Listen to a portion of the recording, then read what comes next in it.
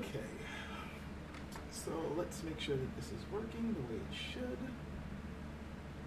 which I don't think it is because I don't see myself on the stream. Of course, there's always something. Alright, that one's on. I'm going to turn that off. Maybe that's what it is. Yes, no, no, yes. Oh, wait. No, it's still... There I am. There I am. It just, for some weird reason, it didn't want to work. Okay, so I think I got everything up. And I will wait until some people pop up, and then we will start this stream. Just getting things prepared here. Please forgive me if I'm a little discombobulated, but as is part of the course, I start this stuff thinking that everything's prepared, and then all of a sudden things aren't exactly prepared, and then I have to readjust. This is a one-man, non-professional operation that we're doing here after all. So, let's see here, that's up. The sound levels should be fine, at least I'm hoping they are. They may not.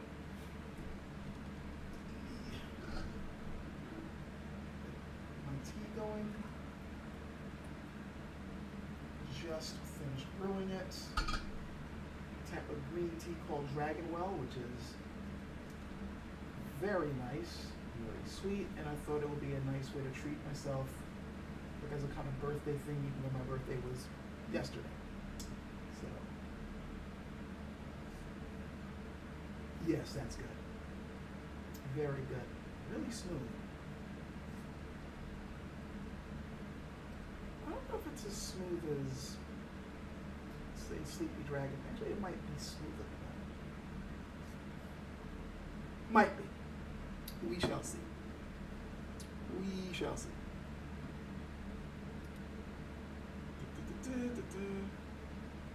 Just making sure that my stuff is looking good. I think it is. And, all right, okay, so. I don't know if we got people on right now, but if we do, good. If not, well, whatever. So, here it is, my late Bday stream. First thing we're going to do is a little tiny bit on the update on things, even though not much has changed between now and the last update that I made with the live stream. Still trying to hurry up and get my videos up. There's been a change in my work schedule that has kind of thrown a monkey wrench into some things, but it's not too much of a monkey wrench in that it might actually be beneficial for me, but I just have to adjust to it first and then get the rest of my personal schedule to work around it, and then I can actually get back, in the swing of, things as far as the rhythm of getting videos up and such. Already recorded a first draft of the Afro Samurai video that I said I was going to do. I wasn't happy with certain aspects of it, so I'm going to re-record certain parts and then hurry up and edit it and get stuff up. I also had to make the choice to, since I'm mostly focusing on the manga, I have made the choice not to really put up any clips of the anime. I know it's fair use, and as long as I'm talking over it and not making the clips too long, I will most likely be able to, not get penalized for it. But I'd rather err on the side of caution, so I'm mostly going to be dealing with the manga. And besides, the manga is what I wanted to talk about anyway, so I'll touch on the anime parts, but not all that much. Yeah, this is good. Next up, the reviews. Still got to record more cutting footage before I straight up review the weapons, the 3 that I mentioned, plus the 1 surprise. Though, I mean, at least I got the right setup. I've secured a spot, already have some earlier footage, like I said before. I just need to go over there and finish recording that footage. There's just been a lot of real life things that have been keeping that from happening. But they're clearing up, so should be able to knock that out. What else was I going to say? Not much else. That's pretty much it. As far as like updates go, I I gotta get the videos up. I know. I also actually, well, I do want to say this to the people who are on Patreon. Anybody who's on Patreon watching this either right now live or if they watch this later, all of us need to get together so that we can vote on the tiers that I have there. It's been I know I keep bringing this up, but I don't like the way the tiers are set up, and I don't like how I haven't fully fulfilled some of them. I want to completely restructure it, but I don't want to restructure it without any input from people who are already subscribed, because I don't think it's fair to change things around without them having some kind of say on how the things change. I have, certain ideas of how I want to change it, and I want them to weigh in on whether they would feel okay with it or not. I've also been, hemming and hawing internally on, I've been wanting to do for the longest time, have some kind of monthly meetup thing with the people on Patreon.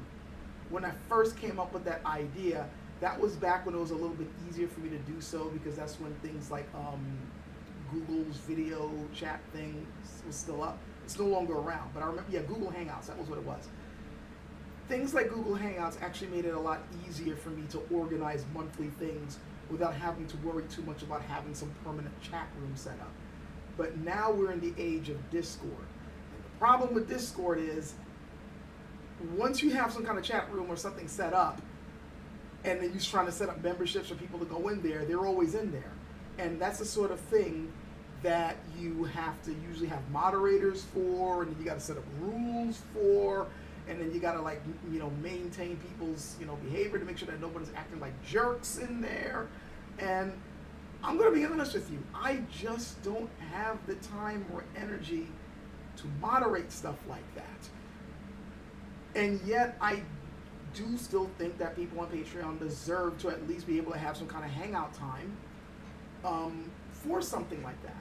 So the idea that I was thinking of, and I don't know how feasible this is going to be, is to do a temporary chat room thing on Discord monthly, where it's like, every month I set up a room, like I put up a channel. I go, hey guys, here's the channel. And, we all get on there and then we chat and all that type of stuff. I got the private video up, and we all talk. And then when it's over, I kill the channel. And then the next month I do the same thing.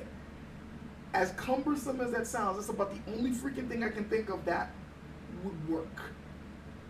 If that sounds like something you guys would be willing to put up with, let me know. But that's what I've been thinking about as far as, doing something for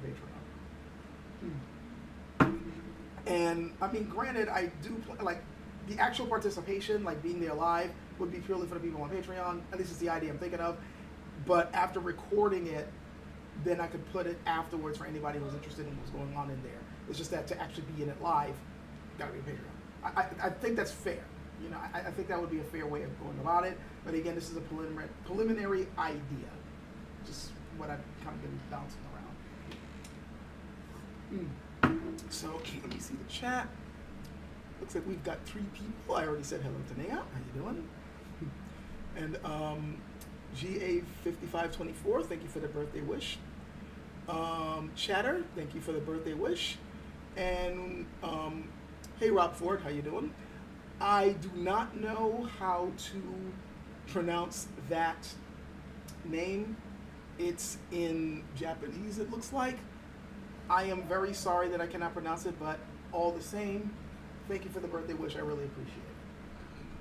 So what I was planning right now was, if you guys had questions, anybody, either whether it's super chat questions or whether regular questions, I can answer some of them regarding whatever, like martial arts or whatever the hell it is. And then after that, I'm going to be jumping in on games. And I like playing games. The thing is, the video game that I was going to play on here popped up at the last minute. When I was originally like, okay, I'm going to, depending on my mood, I'm probably either going to play Monster Hunter Rise with Nayat, or I might jump on Tekken if enough people wanted to play Tekken with me, which no one said anything, so I'm assuming no one really wanted to play Tekken with me. Or if some other people I knew was on, maybe Dark Tide, or better yet, Darkest Dungeon, because it's fun playing that game and people watching me suffer through it, though I've actually been doing pretty well with the game lately. Erida, is that how you pronounce it? I'm seeing in the chat. Erida. Well, if that's how you pronounce it, thank you for the birthday wishes, Erida. Appreciate it. And hello to Mr. Storesman. How you doing? But anyway, like I said, those are the games I was thinking about doing. But then, after I got home from work yesterday, my beloved surprised me with a present, and that present was Black Myth Wukong. I was not expecting to play this game this early. I thought I was going to pick this game up when it's on sale. I tend to get my games on sale because, well, people is broke these days, and I'm definitely broke. But the game popped up, and so I figured that would be a pretty good game to dive into, considering the type of things that I talk about on this channel. So after doing a bit of Q&A with you guys, or whatever you guys decide I want to do, I'll jump into Black Myth Wukong. I literally have not played the game yet. Like, I only just recently installed the freaking thing. I haven't set it up. I haven't, I haven't touched it at all. So this is literally going to be me just diving in and doing first impressions with what things are about. So when it's time, you'll get to see it with me. The game seems to be doing really well. Like, a lot of people seem to enjoy it. Though I will say one thing, I've been seeing a lot of stupidity around the game. I don't really want to get into the stupid politics BS that unfortunately has kind of surrounded it. But one thing that has amused me is how some people were like saying, see, this game proves that when you get rid of certain politics, it sells well. Look how well it's selling. It's the highest selling game on Steam. It's got the most concurrent. It's got millions of people playing concurrently. And what's cracking me up is that the people who are making that point seem to have forgotten that this is a Chinese game. It was made by Chinese developers, and it was made, while it was a game that was basically going to be selling globally, it was also made with a Chinese audience in mind. So a Chinese game made by Chinese developers for a Chinese audience, a group of people that's, nationally has the highest freaking population in the world, of course there's going to be millions of people playing it concurrently on Steam. Common sense. It's nothing to do with politics or not liking politics. The biggest reason why it has so many people buying it and selling it is because, well, one, it is a really good game. Let's not take that away from it. But the audience is a huge freaking audience. During the daytime, you happen to see the millions of concurrent constant players. But when it's nighttime over there and it's daytime here in the West, the number drops dramatically. Not to a really sad amount. It's still, like, I think around an average of 800,000 players concurrently, which is pretty good. But I mean, come on. Anyway, yeah, but it's the narrative around the game is really amusing the crap out of me. It's just stuff that has nothing to do with video games. Whatever. All right, so let me look at the chat. Okay, so Kenix King Gamer, thank you for the birthday wishes. Have I seen any gameplay or footage? Yes, I have, which is one of the reasons why I'm really excited about it. I've been following the development of the game for the past couple of years.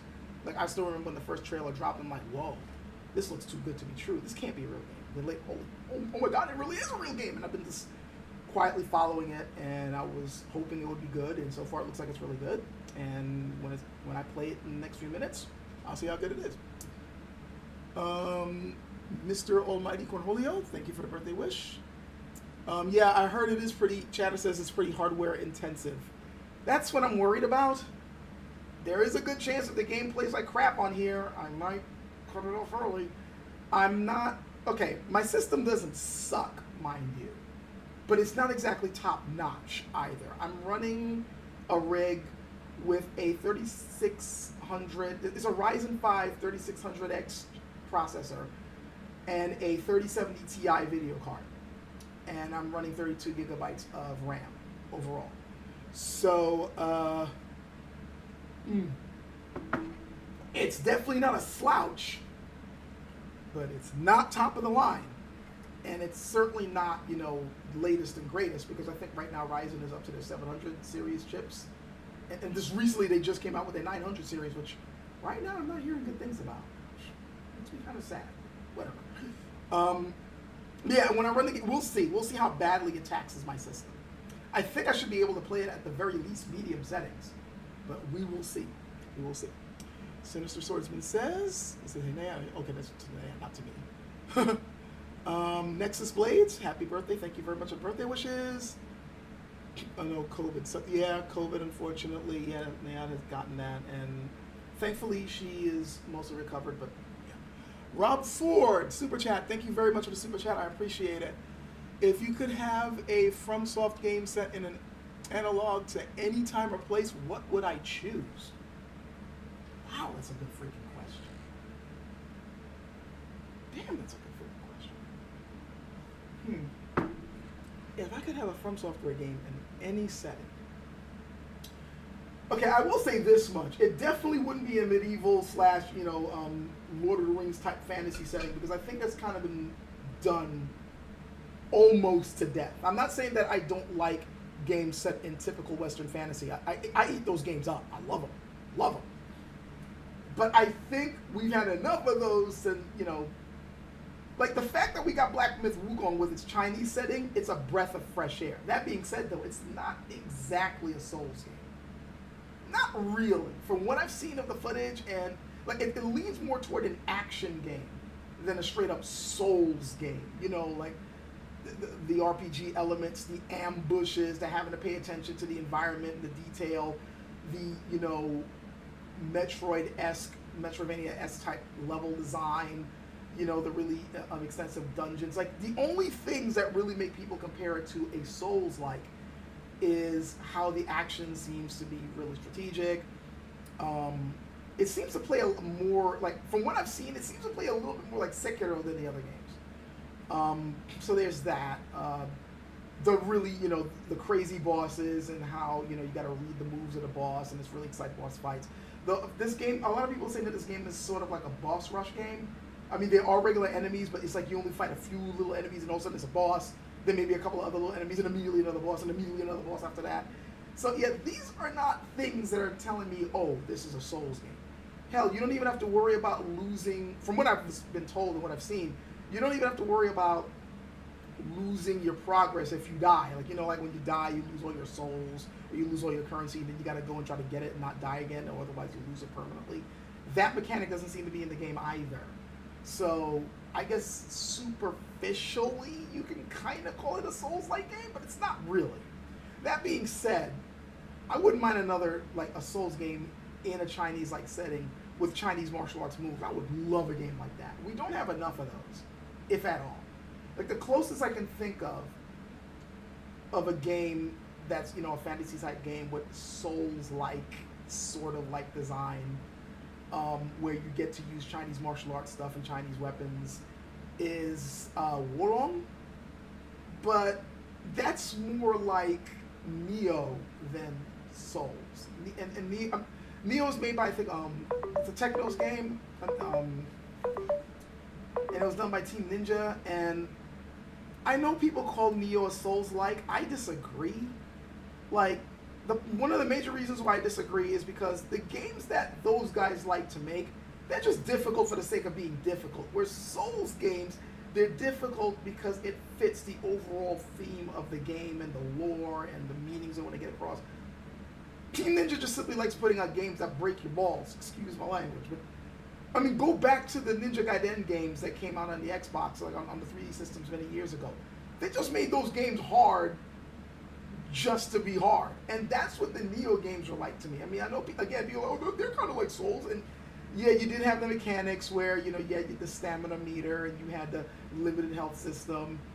But a lot of times, certain enemies would just come at you with BS moves. And you pretty much had to grind out levels. You had to grind out to get strong enough to deal with it. And there was a lot of crap. Even the normal enemies would sometimes hit you with pure BS. And I mean, I found myself when I was playing Neo, and even, Wukong less. I will say they toned down some of the BS in Wukong. But Neo, there were just too many times like, oh, that's BS. That's nowhere near as many times as I did playing Souls games. So I know there are going to be people disagreeing with me on that. In fact, a couple of people I used to talk to about this disagreed with me on that. But that's my feeling about those games. And that's the same feeling I sort of get with Wukong, though. They did tone some of the BS down. Some of it. But like a proper Souls game, like here are the two settings I would love to see in a, like if From Software was going to make another quote unquote Souls type game in their fashion. I would love to see a kind of an urban fantasy setting with those mechanics. That would be awesome. Like imagine an urban fantasy game in like freaking Chicago or New York City or Seattle or London or something like that. You know, with intricate dungeon design, you know, being able to like loop yourself back around to like different areas, and you're having to like not only deal with regular everyday people, like maybe you can like maybe you could even have like a kind of like a shift between the everyday world, and then suddenly you shift into the dark fantasy world with, you know, monsters and, you know, typical fantasy elements, you know, ghosts, and demons, and goblins, and elves, and whatever, and having to deal with that type of environment with a Souls-like engine, Souls-like mechanics. That would be freaking awesome. I'd play the hell out of that game. I definitely would play the hell out of that game. So, yeah, I would love to see somebody pull that off. This seems so smooth. For a green tea, this is really smooth. Slightly sweet too, I like that. So let me look at the chat. Chatter setup is pretty similar and it can run it pretty well for me. Thanks for letting me know, Chatter. Okay, Journey to the West. Yep, you're right, Carl. Like, Wukong leans more toward the God of War from the look of it. That's what I thought I saw. It felt more like those Jedi Survivors games. Yeah, and I did play the first Jedi Survivor. I remember playing it at the time and thinking, clunky but satisfying. So if Black Myth Wukong is anything like that, I think I'll be happy with the way the combat looks. So the combat looks smoother in Black Myth Wukong than it does in Jedi Survivor. Granted, I did not play the second Survivor game. I played the first one. Liked the first one. You know, it was a decent game. I'm glad I got it on sale. You know. Let's see. Modern God of War in the hardware setting. On hard mode setting, okay. Phantom Blade Zero. Phantom Blade Zero. Why does that sound familiar? Phantom Blade Zero. Do I have that game? No. I'm thinking of something else. Oh, wait a minute. I might have that game though. Hold on. No, I got Phantom Breaker. What the hell am I thinking? Phantom Blade Zero, the name sounds familiar, but for some strange reason, I can't quite place the game. Let me look it up real quick. What your Monster Hunter weapon system? Shut up! Sorry about that. I should put my headphones on. I have this on, it wasn't even plugged in. It's one of those nights. Phantom Blade Zero. Why is this? Why can't I remember it? See, my computer recognizes it. Okay, has the potential to be the next Black Myth Wukong. Okay. Not a lot. So it's a game that is not out yet. It's from S Game. It's sort of like Ghost of Tsushima, Sekiro, which, okay, Wolong, okay, all right. This is already saying all the things I want to hear. Chinese Gong Fu, okay, all right. Looks like somebody is making the game I want. I'm keeping my eyes on this. Thanks for bringing that up, Carl. I appreciate that quite a bit. Let's see. Grimace the Ass Shaker, what a name. So would you read a story that's based on the medieval era with superpowers? Yeah, I would. I've read stories like that all the time. So much of my book reading, especially during my teenage years, was typical fantasy. And you could argue that a lot of those, I mean, if you have the typical fantasy setting where people have like, well, okay, maybe not necessarily superpowers, but you do have magic. You do have like magical weapons. You sometimes have people who develop special abilities, so it's sort of like superpowers. But I mean, I've read these type of books all the time, and I enjoy the hell out of them, and I still every now and then try to get into another series. Currently, why am I studying? The Mistborn series is the series that I'm going through right now, and I should have read those books a long time ago. They're really, really good, really good. The Seattle troll would of course be a major boss. Most likely, yes. Miyazaki's next game might have a lot more friendly, neutral NPC RPG stuff. Shadow of the Erd Tree seemed like a step towards that. And he said it's almost his ideal game, but not quite. So what, friendly, neutral NPC RPG stuff? Like, you mean like a lot of NPCs who are not necessarily hostile towards you? That would be interesting. I mean, he's always had little elements of that in his games. I mean, there were many times you did bump into NPCs where you had to worry about them being completely against you or not. But having it more neutral where you have to like make a serious choice on whose side you're on, that definitely leans towards the type of games he likes to make. And I would be down for that. Okay, so I'll let you know when I finish my story. By the way, the superpowers are spirits. Each person has their own unique spirits. Goodbye. All right. Thanks for letting me know, guys. All right. Let's see, it's already 8:41. I am wondering if I should do what that guy was telling me to do, but I feel embarrassed doing it. Okay, let me put it this way. I'm going to bring up the elephant in the room, and then if you guys want, I can go right into Black Myth Wukong, or I can wait a bit more and answer any like martial arts related questions or any nerdy questions you want to give me. I noticed when I posted up that there was most likely going to be a live stream that somebody was saying you should put up a donate link, and they wanted to like help donate and stuff like that. And I feel weird doing that because stuff has already been like, there's my Patreon for anybody who thinks that my stuff is worth putting money towards. You don't have to go there. And then because of the crap that's been hitting me and because of the financial crunch that I currently happen to be in, they had to basically set up a fundraiser for me, which I think it's going to get what it's going to get. That's about it. If you guys want to do that, she can put up the link, but you don't have to. I'm not going to be making any other links. That's it. If people want to give me anything, you got the super chat. You got, if you want to go to Patreon, that's fine. I don't know. Maybe I might put up like the PayPal link just on the channel, but I'm not going to be putting anything else up here.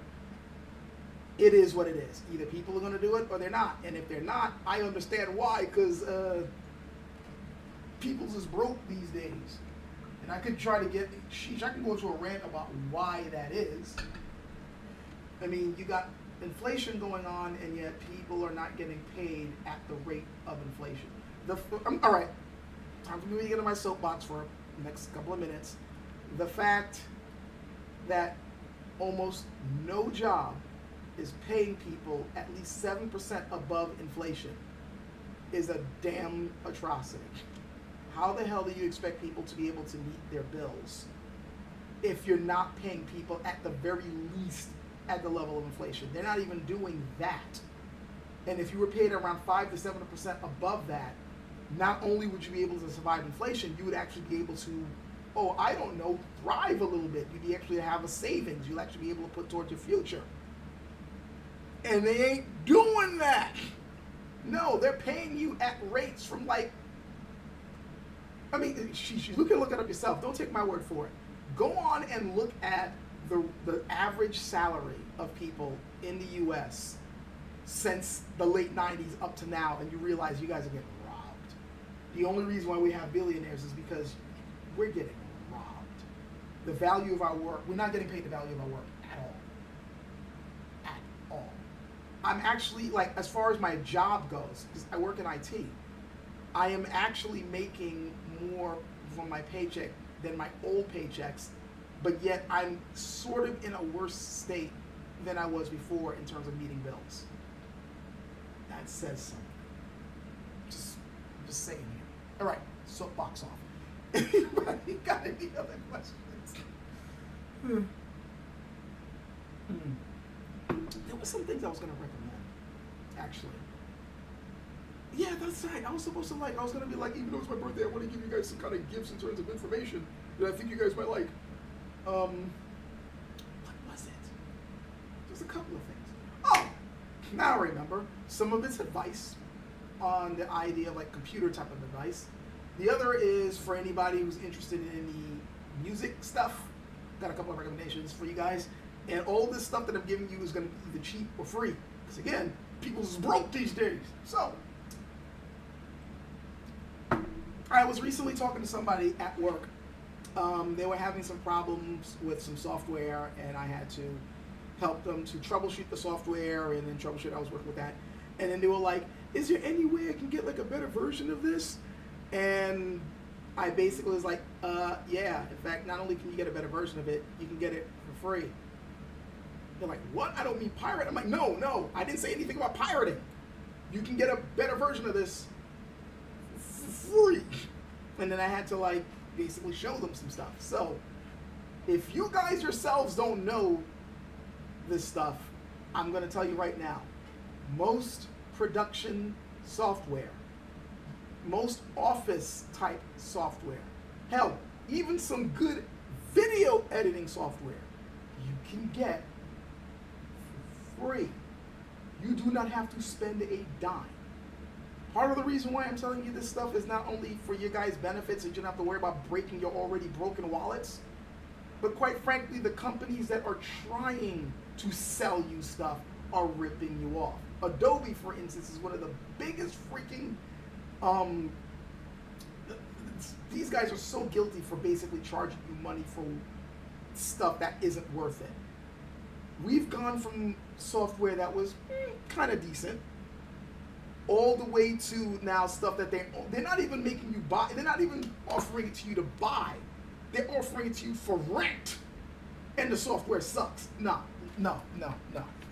Like, it's a crime that they expect you to rent Photoshop or Premiere or After Effects when you can get stuff that does what that does for free.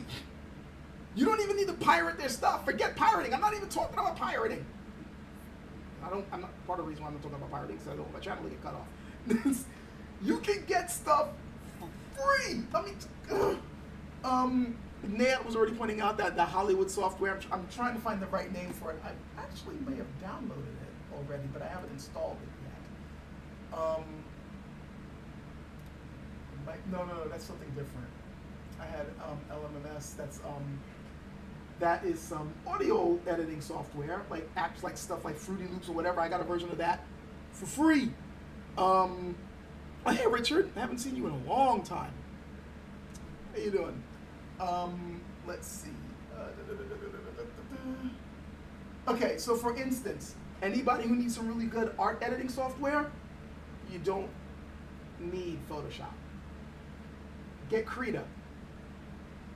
Fully functional, fully feature-rich art and photo editing software, imaging editing software, and it's free. 100% free. It's got everything you need. A little bit of a learning curve with it, but you could say the same thing about Photoshop. And I'm saying it is feature-rich. Free. If you're somebody who needs basic photo editing software, you're not really, I'm not trying to like do anything major. You're just simply trying to use something basic to like do slight editing here, stuff like that there. Paint.net. It's been out for years. It's completely free. It's what I use. And Paint.net has completely replaced Photoshop for me. Is it as feature rich as Photoshop? No, not really. Even though there are there's certain patches you can add to it that will make it close to that. But if all you're doing is basic video, image editing and image conversion, Paint.net most of the time will be just fine for you. If you want something more feature rich, Krita. Get Krita. Krita. Completely free. If you want something that is, for video editing, again, I'm trying to find the name of the other one that has literally been used on Hollywood movies and you can get it for free. I keep thinking it starts with an L, and I don't know why I cannot find the damn thing. There's another one, by the way, that starts with K. KNDive. KNDive is one, by the way, that also feature rich. A lot of people use. It's free. You want to edit videos? There it is, DaVinci Resolve. Thank you very much, Nayat. That software has literally been used to make movies for Hollywood. And they're not just simply talking about like, oh, you're just using it for like some freaking experimental film. No. Like actual blockbuster films. and you can get it for free. It's got a hell of a learning curve. Like, I actually installed it in an older computer, and I was messing around with it for a bit, and yeah, it's one of those that you might need to like really sit down, possibly look up a couple of tutorial videos for, but you want something powerful, there it is. And it's free. You don't have to pay. Anything that Adobe is offering, you don't need to get. You can get something for free and it'll work as good or probably even better than what they're offering. Hell, even the freaking PDF reader. Get Foxit. Don't bother with freaking Adobe Acrobat. Adobe Acrobat is buggy anyway. Foxit. Get Foxit Reader. Boom. It's free. It'll read the files for you and it won't screw up. There's no reason to spend money on this. Microsoft, same thing. Don't bother with Microsoft Office. Don't waste your time. Get OpenOffice, okay? I've been using that since the early 2000s. I'm talking like since 2007. It's free. Yeah, K and King Gamer just said here, most browsers have a built-in PDF reader now anyway. You don't need to buy Acrobat. You don't even need to get the free version of Acrobat. Screw it.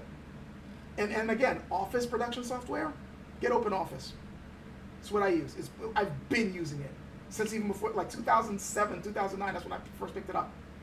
Haven't looked back. I don't even touch Word. Word, Office, all that, no.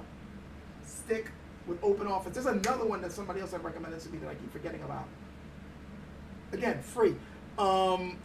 Let's see, Richard had mentioned Blender, which a friend of mine who was getting into games, he uses that for like 3D editing. Yeah, with Blender, there's no reason to get anything else as far as, you can get this stuff for free. And while I'm on the subject of moving on to free stuff, if you guys are serious at all about using your computer, seriously think about switching to Linux. I'm not even pulling, I'm not messing with you. I'm not trying to screw with you. I'm not trying to troll you. This is actual advice. Seriously think about switching to Linux. It's about that time. The reason why I'm saying that is because with the crap that Microsoft and so many of these other tech companies are trying to push, the way they're trying to constantly keep taking your data, the way that they're now spying on you with their BS, the fact that their operating systems get less and less features each time. Like Windows 11 right now, it does suck. Like at my job, we've been working with earlier versions of Windows 11 to use, on the floor to use, and so many people are complaining about the way it's screwing things up. We still have most of our machines on 10. 10 wasn't all that great to begin with. Like 10 is tolerable now. But honestly, Windows peaked at 7. It peaked at 7. They should have kept making it run like 7. No, first of all, they gave us 10 because they wanted to keep us in a walled garden. And Windows 11 is more of that walled garden BS, but with less features than 10. It's time to seriously think about moving to Linux. One, you don't got to worry about your data constantly being harvested from you. Two, it's actually gotten a lot easier these days to use Linux. I am not saying that there isn't a little bit of a learning curve. Yes, you are going to have to be somewhat familiar with the terminal. That being said, it's nowhere near as crazy as it used to be. It used to be like just about anything you wanted to do. I want to open up a folder, go into the terminal. I want to get online, go into the terminal. Where the hell is my browser? Go into the terminal. It's not like that anymore. They've really made Linux, like the latest versions of Linux are more and more like straight up, desktop mouse features. Like the interface is a lot more user-friendly than it used to be. I'm currently familiarizing myself with Linux Mint. I actually have it on a laptop over there. And that particular thing has been when I'm on the go, when I'm outside my house, that's the machine that I'm using. And I'm able to browse the net with it. I'm able to edit videos with it. I've been playing games on it, on Steam. Thank God for Steve. Who's Steve? I said Steam. I understand, even though Valve is a freaking company, you should never ever 100% trust any freaking company. But I will say this, I can understand why people bow down to the Gaben, because he's at the very least respecting his customers. For the most part. There's still some BS, but for the most part, he's respecting his customers. Steam works great on Linux. Now, I really wish game developers would make their games able to function easily on Linux, but that being said, a good number of games are playing on it now. Like, there's certain games that already natively play on Linux, and those that don't, guess what? We now have easier and easier ways to make it work. There are ways, I'm trying to remember the main thing that people use these days to make Windows games run on Linux. It's usually built into a lot of Linux bundles these days. My old ass brain is beginning to forget stuff. Give me a moment and I will find it for yous.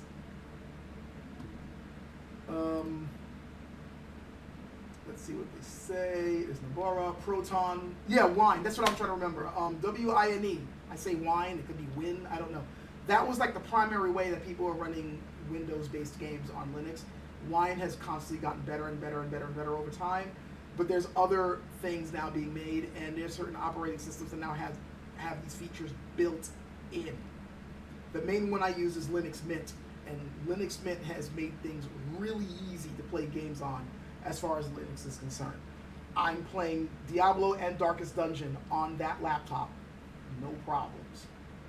Now granted, Darkest Dungeon I think was already able to be played on Linux, but Diablo wasn't. And I can get that thing running on that laptop, no problems. It's gotten a lot easier, and Steam keeps on making it easier and easier and easier to run games on there. Partially because, quite frankly, Steam OS, which is what they use on this, their portable Steam machine, is running on a version of Linux. Steam OS is just their proprietary version of Linux. So, and they're making it easier to use, like they're just making it more and more feature rich and more compatible with games all the time. Seriously, with the crap that tech companies are putting us through, with how much Windows is really trying to milk its customers, with how, and remember, many of these companies are not only they're harvesting your data, they're having their machines leaked, they're having your data leaked. Now is really a good time to seriously think about switching over to Linux. Like, at the very least, have it a backup OS. Learn to have a dual boot computer. It's not that hard. It is really not that hard to set the machine up to dual boot so that you can switch back and forth if you need to. And then learn Linux slowly that way, or get some old ass computer, put Linux on there and learn it bit by bit. Because I'm honestly telling you, by like next year, the year after that, you're really good. Like, I'm really thinking they're gonna keep screwing things up so much that people are gonna regret not learning how to use Linux by then. Switch to Linux, or at the rate, just seriously think about switching to Linux. If you're gonna stick with Windows, then I would suggest to seriously start thinking about locking down how much of yourself you put online. Like, find ways to secure your data, or like how much of yourself is being monitored. Like, learn ways to, like, don't keep giving, your information on Google. Don't keep using Google Chrome, because Google Chrome is leaking your stuff out all the freaking time. Switch to a different browser. Use services that scrub your info on there so that you're not constantly being hit with emails and robocalls. Opt out of the ad sharing stuff. Like, you really need to start thinking about this, because it's really getting crazy with how much these guys think that they're entitled to your information without paying you for it. It's insane. Sorry, I jumped on my soapbox again, but I'm giving you this information, because we kind of need it, and I'm trying to give you this stuff to help you guys out. So, my channel has always been more about me just sharing my views on the air. Like imagine my channel being a large living room that we're all chilling at. That's pretty much how I've always treated it.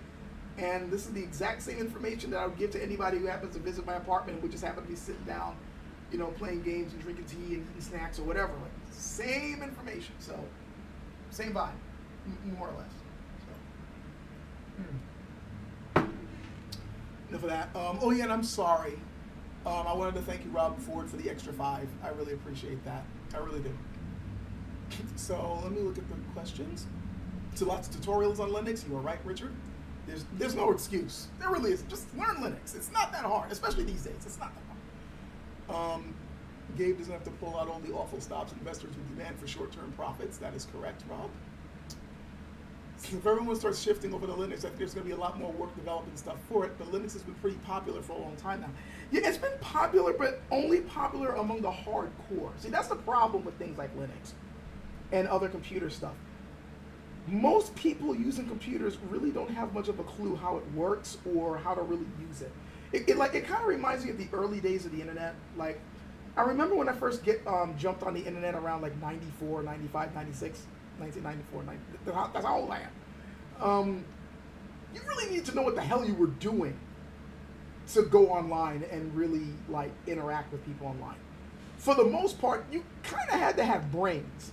Like, I remember, I'll be honest, there was a time we were looking down on people who used AOL because we knew the only reason why they were getting online is because AOL made it easy for these idiots to get on.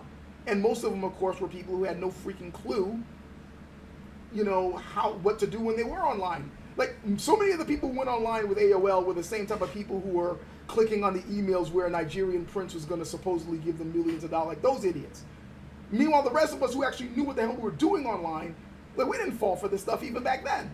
And we were going on message boards and having real debates instead of the shouting matches that you see on Twitter. You know, like back then, if you happen to make a statement and you were like, wait, you really believe that? You had to actually back it up. And you actually had to type out your arguments and stuff. I miss those days. I miss it back when you couldn't get away with BS. But the problem with something going mainstream is that the mainstream can access it. And unfortunately, the mainstream is kind of stupid. It's not their fault. I can go into the reasons why that is, but then I'll be here forever and I'm going to piss off a whole lot of people. But the point is, it's funny, the average person, average individual tends to be pretty smart, and, you know, you get them away from the mob mentality. They tend to be intelligent. They tend to be interesting. They tend to be, you know, thoughtful. But you put them in a group, it's game over. Put them in a group, it's game over. All the stuff goes right, all the brains just goes right out the freaking windows. Yeah. Can I help you? Tea. Bring your cup over. Okay. That's my son. So yeah, that's the problem with the internet. Because the great thing about the internet is that everybody's on the internet. The crappy thing about the internet is everybody's on the internet. Now, if we were raised in cultures that actually was trying to nurture its citizens, that really wouldn't be much of a problem. But when you happen to deal with societies that most people think that most people are there to be exploited, you end up with this. And that's all I'm going to say about that right now. If I go deeper into that, I'd rather it be a video and then have people yell at me over there. Not the live stream. I don't want to start. I mean, I know that's how my channel started, with me talking about philosophical stuff, political stuff, and I really do need to slightly dip back into that, but not now. Not now. I'm saying enough as it is. Flavor of this is difficult to discern. Yeah, this is a different tea. This is Dragon Well. Dragon Well? Yep. Okay. Chinese tea. It's very smooth, very light. I'm going to be making a second brewing of it in a bit. I've noticed that. Mm-hmm. This is a high-end tea for sophisticated individuals. Yeah, it's just You've already made me laugh directly into the cup once. I don't want to splash tea everywhere again. Okay. Oh, hey, Mary. Yes, my birthday was pleasant when I got home. I've spent most of my birthday at work, and then I got home and found out my two loved ones got me gifts, so that was nice. So let's see. My soapbox, don't apologize. Yeah, well, Richard, you've been around since the very beginning. You know what my soapbox is like. And Elena says, the thing about the internet is that there's access to lots of info, but I remember you talking about how quick conspiracy shit can be doled out, whereas how long it takes to actually do research for real. Yeah, that's gotten worse over time.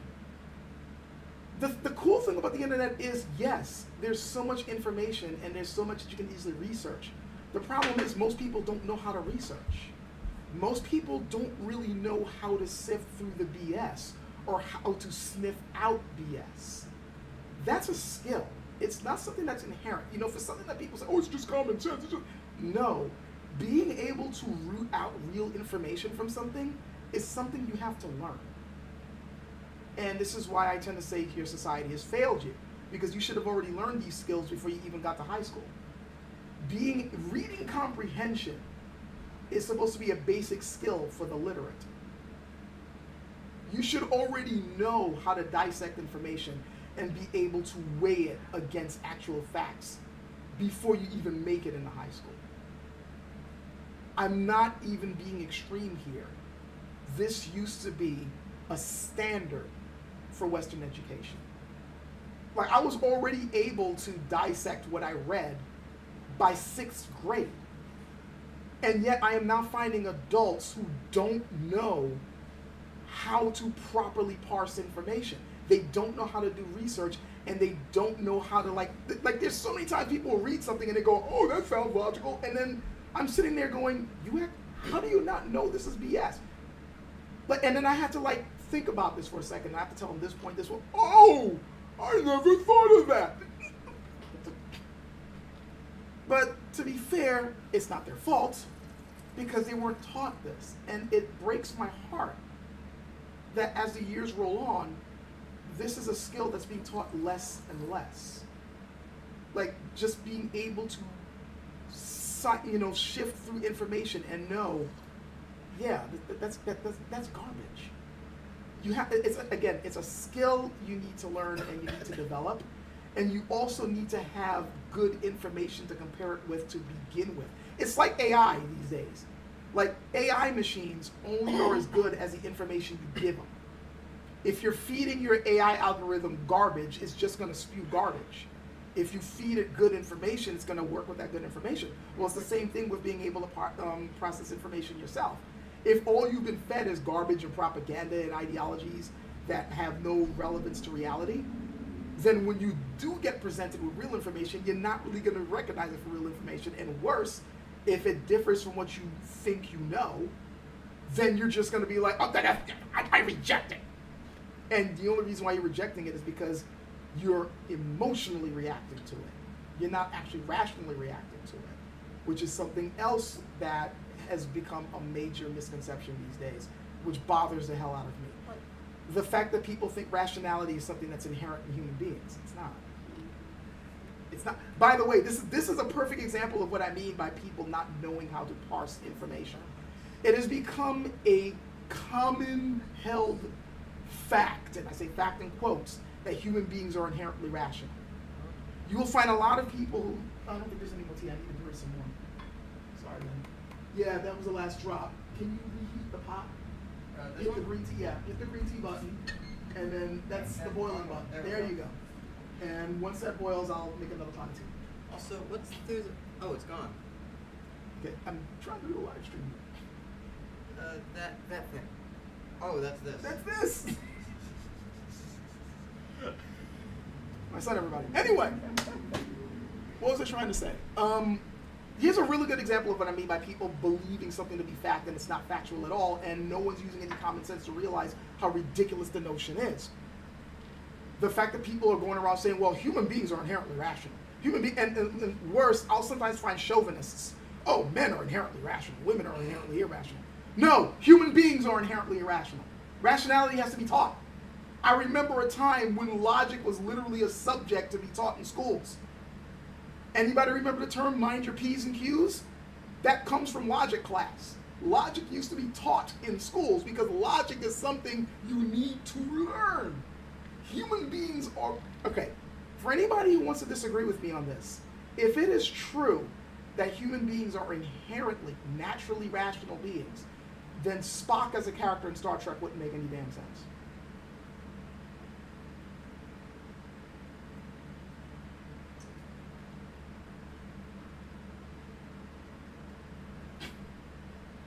See what I mean? See what I mean by if you actually compare real life to commonly held BS, how it instantly falls apart? You just need to think about it for a second. The big deal about Spock was that he was inherently rational. And there was always this back and forth between what it meant to be human and what it meant to be completely completely logical. That's not. And what made Spock feel so alien was that's emotional. That's not logical. He's a logical being, so emotion was weird to him. Human beings, by the way, are supposed to balance. Human beings are not really supposed to be completely illogical. Because remember, the whole vibe actually, if you really want to get into it, the dynamic between Spock, Kirk, and Bones, or Dr. Why am I forgetting his name? I feel like a moron. I have not watched Star Trek, so I can't help you here. Yeah, I keep saying Bones because that was the nickname they gave him. McCoy, Spock, and Kirk. You can kind of see them as a dynamic between the ego, the id, the ego, and the superego. Like that's kind of what's going on between them. And ultimately, you're having this argument of, and you could also put it another way, that one's the rational, one's the impulsive, and one's the conscience, or basically the morality side of things. Because you got McCoy basically arguing what's good and what's like, he's the moral side of things. You can't do that. You can't do this. Kirk is the impulsive. I'm just gonna do it. And Spock is the completely logical. And then you're supposed to argue how to balance all of that to be a human being. Now, that's what made that dynamic work. That's one of the reasons why people to this day still love classic Star Trek. That deep aspect of that was going on in the show. But none of that would work if human beings were naturally rational. Because we would just be looking at Spock as, so what's so special about him? He's just like a human being. And now you got morons going around going, human beings are inherently rational. Okay, yeah. Go watch a wrestling match and look at the audience and then tell me all those people are inherently rational. Go watch, when after a freaking football championship ends and the town's favorite team loses, and then see what happens in the streets and tell me those people are naturally rational. Hell, the people who are going around talking about men are inherently rational and women are irrational. When their woman cheats on them and they're later on going through a divorce, let's see how rational that dude is. It's BS. You have to be taught logic. And logic is not being taught, at least not widely. Just saying. You got a whole lot of people basically who are raised to be sheep thinking that they're lions. That's not how this works. Sure. Okay. Your water, sure. Put that back, and I will Sure. make the tea. What did I call All right. Sure. Please forgive me. I am going to quickly make a pot of tea. Then I will finish what I was saying, and then we can jump into Black Myth Wukong. I apologize for the delay, the break. I wish I had set this thing up properly to put up like one of those like be right back things, but I didn't think that far ahead because I didn't think I'd be stopping. I could probably make a be right back screen for you in a few Yeah, seconds. but it's not going to work right now, Ben. So, all right. Give me a minute, I'll whip up one of my computer. Anyways, theme settings and da. Just, I will be right back, guys. I'm just going to make a pot of tea. It should only take me about like, I'm just pouring the water in, so it'll take me about a minute tops. And then I just got to brew it for 3 minutes. Be right back.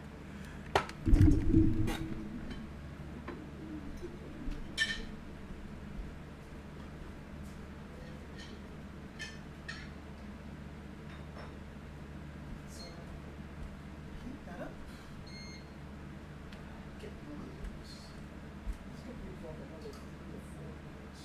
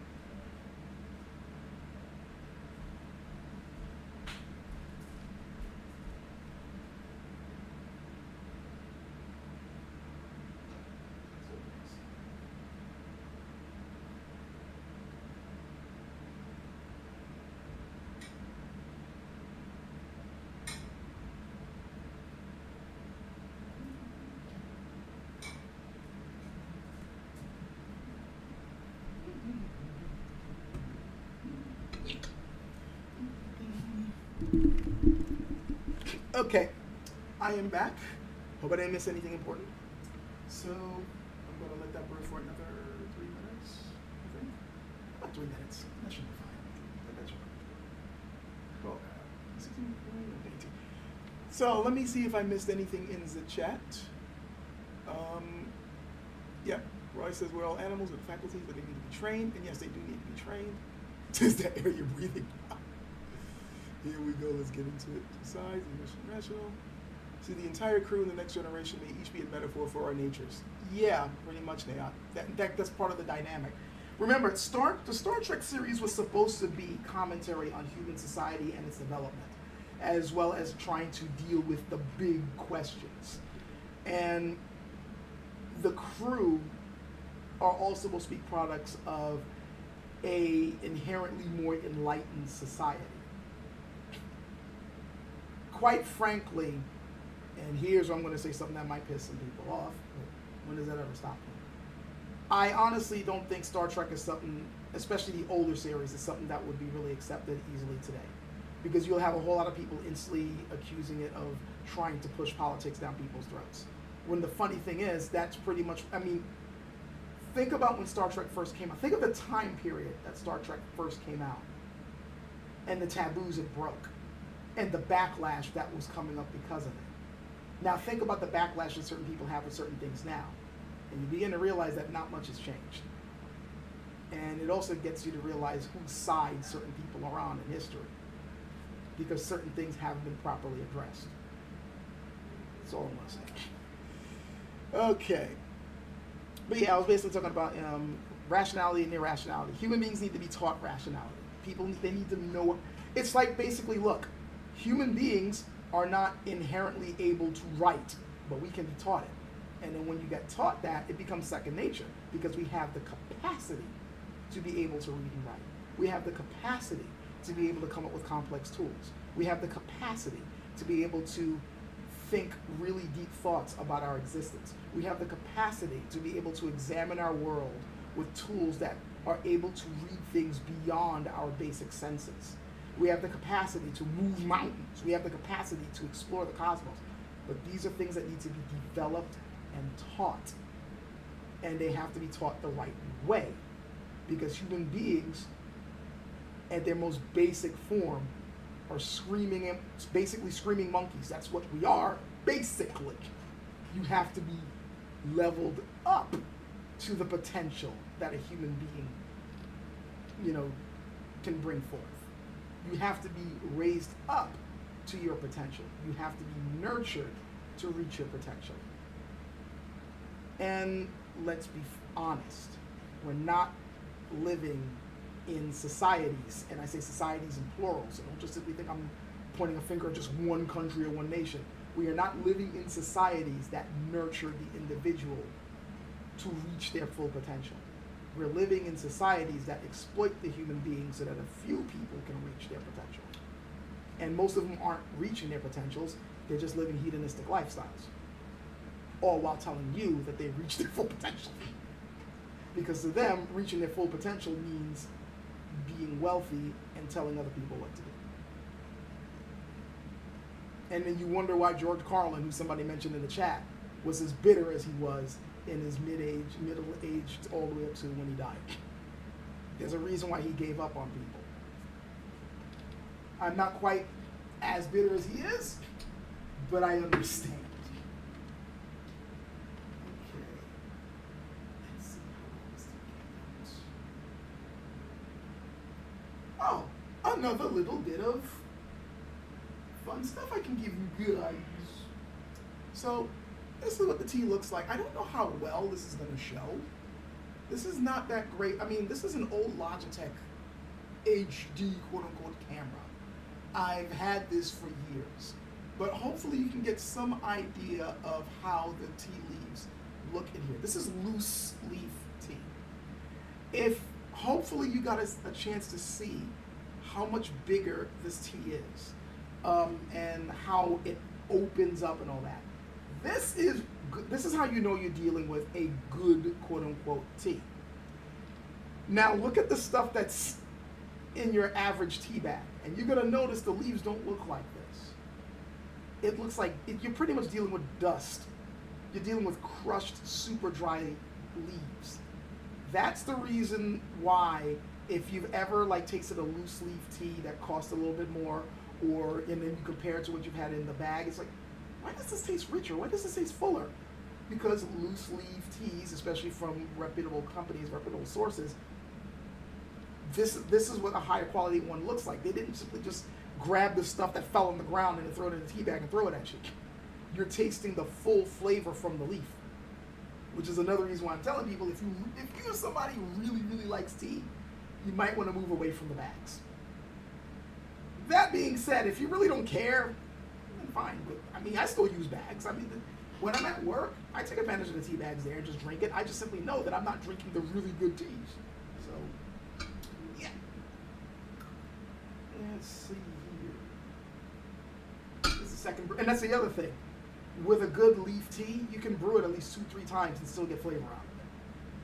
This is the same one that I brewed at the beginning of the stream. Ooh. Yeah, it's still good. Flavor's a little bit weakened. I probably could have brewed this for another minute. Still good though. Alrighty then. So, make sure there's the tea leaves. Alright, I'm going through the chat to see what I missed. Down the water. Oh, hey, Sad. Every time you didn't miss much. Just mostly me ranting. That's all. I'm going to be getting into the game in a bit. See potential to learn advanced skills. Careful. We could be screaming monkeys among stardust. Yeah. Like flying through the cosmos from a blown up planet. And no, Mike Dog, that wasn't weed. That was tape. I don't smoke weed. I kind of want to keep my faculties as sharp as I possibly can. Let's see. All right, so Roy says, that they understood the fallibility of the human psyche and worked to devise ways to deal with it. Gregor Mendel comes to mind, the father of genetics. Yeah. Is yeah, shrinkification is happening to everything. Yes. Yes, it is. Because they can get away with it. That's pretty much why. And it's a sad reason why, if you think about it. They see the rising cost of stuff and they go, man, if we adjust our prices for these things, I might not be able to get my 5th yacht this year. Now we got to raise the prices. If they actually continued to keep their prices fair, their wealth wouldn't really be heavily impacted one bit. But no, the wealth needs to constantly increase. Because if it doesn't increase, if you just simply keep it stable, then somehow that means losing. I'm not exactly sure why. Your tea, sir. Also, I hooked up a BRB screen for you. Okay, but you don't have to worry about that right I already did. I sent it to you. now. Alright. Since the tea says some tea is really bad and tastes like dirt because they just grind up everything, stems and all. Exactly. Exactly. I can't reach that. It is not your concern. I want to help. You can help from afar. You're kind of interrupting the stream. Sorry.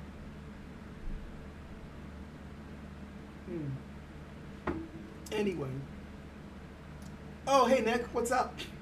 Nice to see you on. I'm surprised you're up this late. It's like, what, midnight over there where you're at? And Nancy, she's having the jasmine pearls. I almost had that.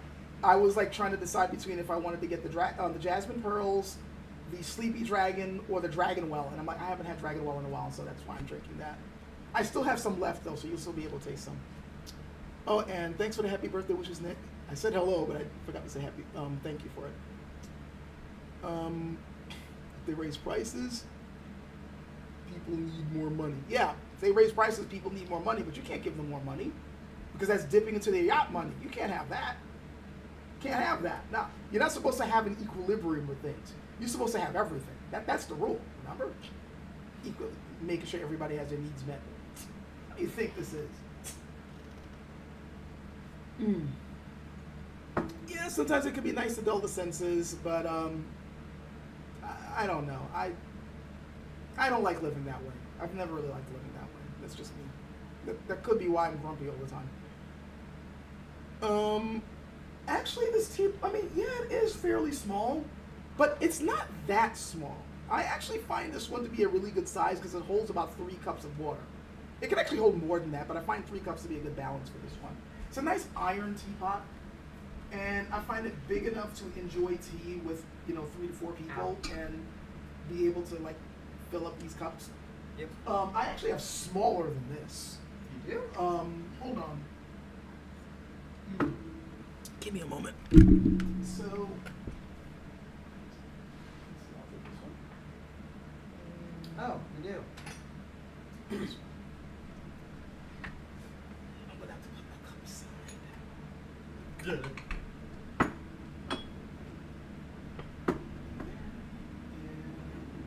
And this desk is getting crowded. I got too much crap on it because I am somewhat messy at times, and I did not clean this desk. So, I mean, I actually own a couple more teapots, but these are the main ones I use. So this is the main one that I've been using lately. It's my nice iron teapot. Ow. It's a little weird because this teapot supposedly you can boil water in it, Ow. but the funny thing is, iron teapots you're not supposed to boil, like, at least I was told that usually you boil water in another pot and then you put the leaves in here and then do it that way. But this particular pot, supposedly you can brew the water in this and then put in the tea leaves afterwards and all that.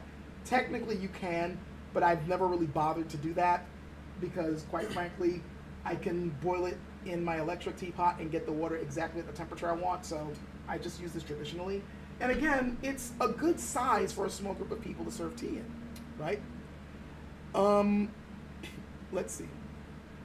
Oh, hey, Demo, what's up? But I got other little tiny teapots, and here you go. That's a teapot. Yes. Now, I have served like 3 people with this. And this is the sort of thing that you use when you're really trying to treat your guests. You're doing a little tea ceremony because you are constantly brewing the tea and then putting it in there and then going like this and going and redoing it. It's a process. It's like a ritual. This is the sort of thing I only break out when I'm either doing it by myself or I have special guests. And I really want to make a big showing of, I got a special tea and I really want to treat you guys. Then this. How did you not know I had a stream tonight? I said I was gonna. Anyways, this is another version of the same tiny little teapot. To be honest, these were really made for a single person, but you can use these to treat people with it. You're treating guests and you're constantly brewing the tea, and then you're brewing the tea, and then you're pouring it out, and you're doing tiny little cups, using it on tiny little cups, and everyone sips their cups, and then you brew another batch and you go around. It's a constant process. This one's the same thing. The difference being is that I can have it brewed and then poured in a separate pot all in one. Because you boil your water, you pour the tea, you put your leaves in here, you pour the water in here, you close it, you wait for it to brew, then you get out your serving container, and then you tip it in this. And all the tea comes out, and then you pour it around, and then you wash, rinse, repeat. These things are nice, but doing it constantly, every time you make tea, it's a bit of a hassle. Again, this is something that you do for it's a special little ceremony to show just how much you care about the people around you, or you're treating yourself. But most of the time, I'm using this, okay? Because I don't have time to do this all the time. And it's my nice pot anyway, so that my guests should be happy enough that I'm breaking out the iron pot to serve them. That is how physics works. It's getting too long. And I am going to pour myself another cup. Your cup's over there. It is. And I still can't touch it because if I So grab let me see it, if I missed more heated. anything. Alright, so not to change the subject, but what's my favorite sword right now? These are the questions I thought I was going to get. What is my favorite sword right now? Without spoiling too much about the reviews that I plan on putting out. The Lungchuan sword that I'm currently testing and cutting with, that one's turning out to be a really nice favorite. Partially because the balance is really good. I've been looking for a single handed gen with no freaking compromises. And by the way, this is not to say that the other ones that I've favorited have lost in, like, I'm now looking down on them. No. The Flying Phoenix is still my overall favorite one that LKChem put out. The one that I got from Sino Sword is still the best value for the buck I have ever seen.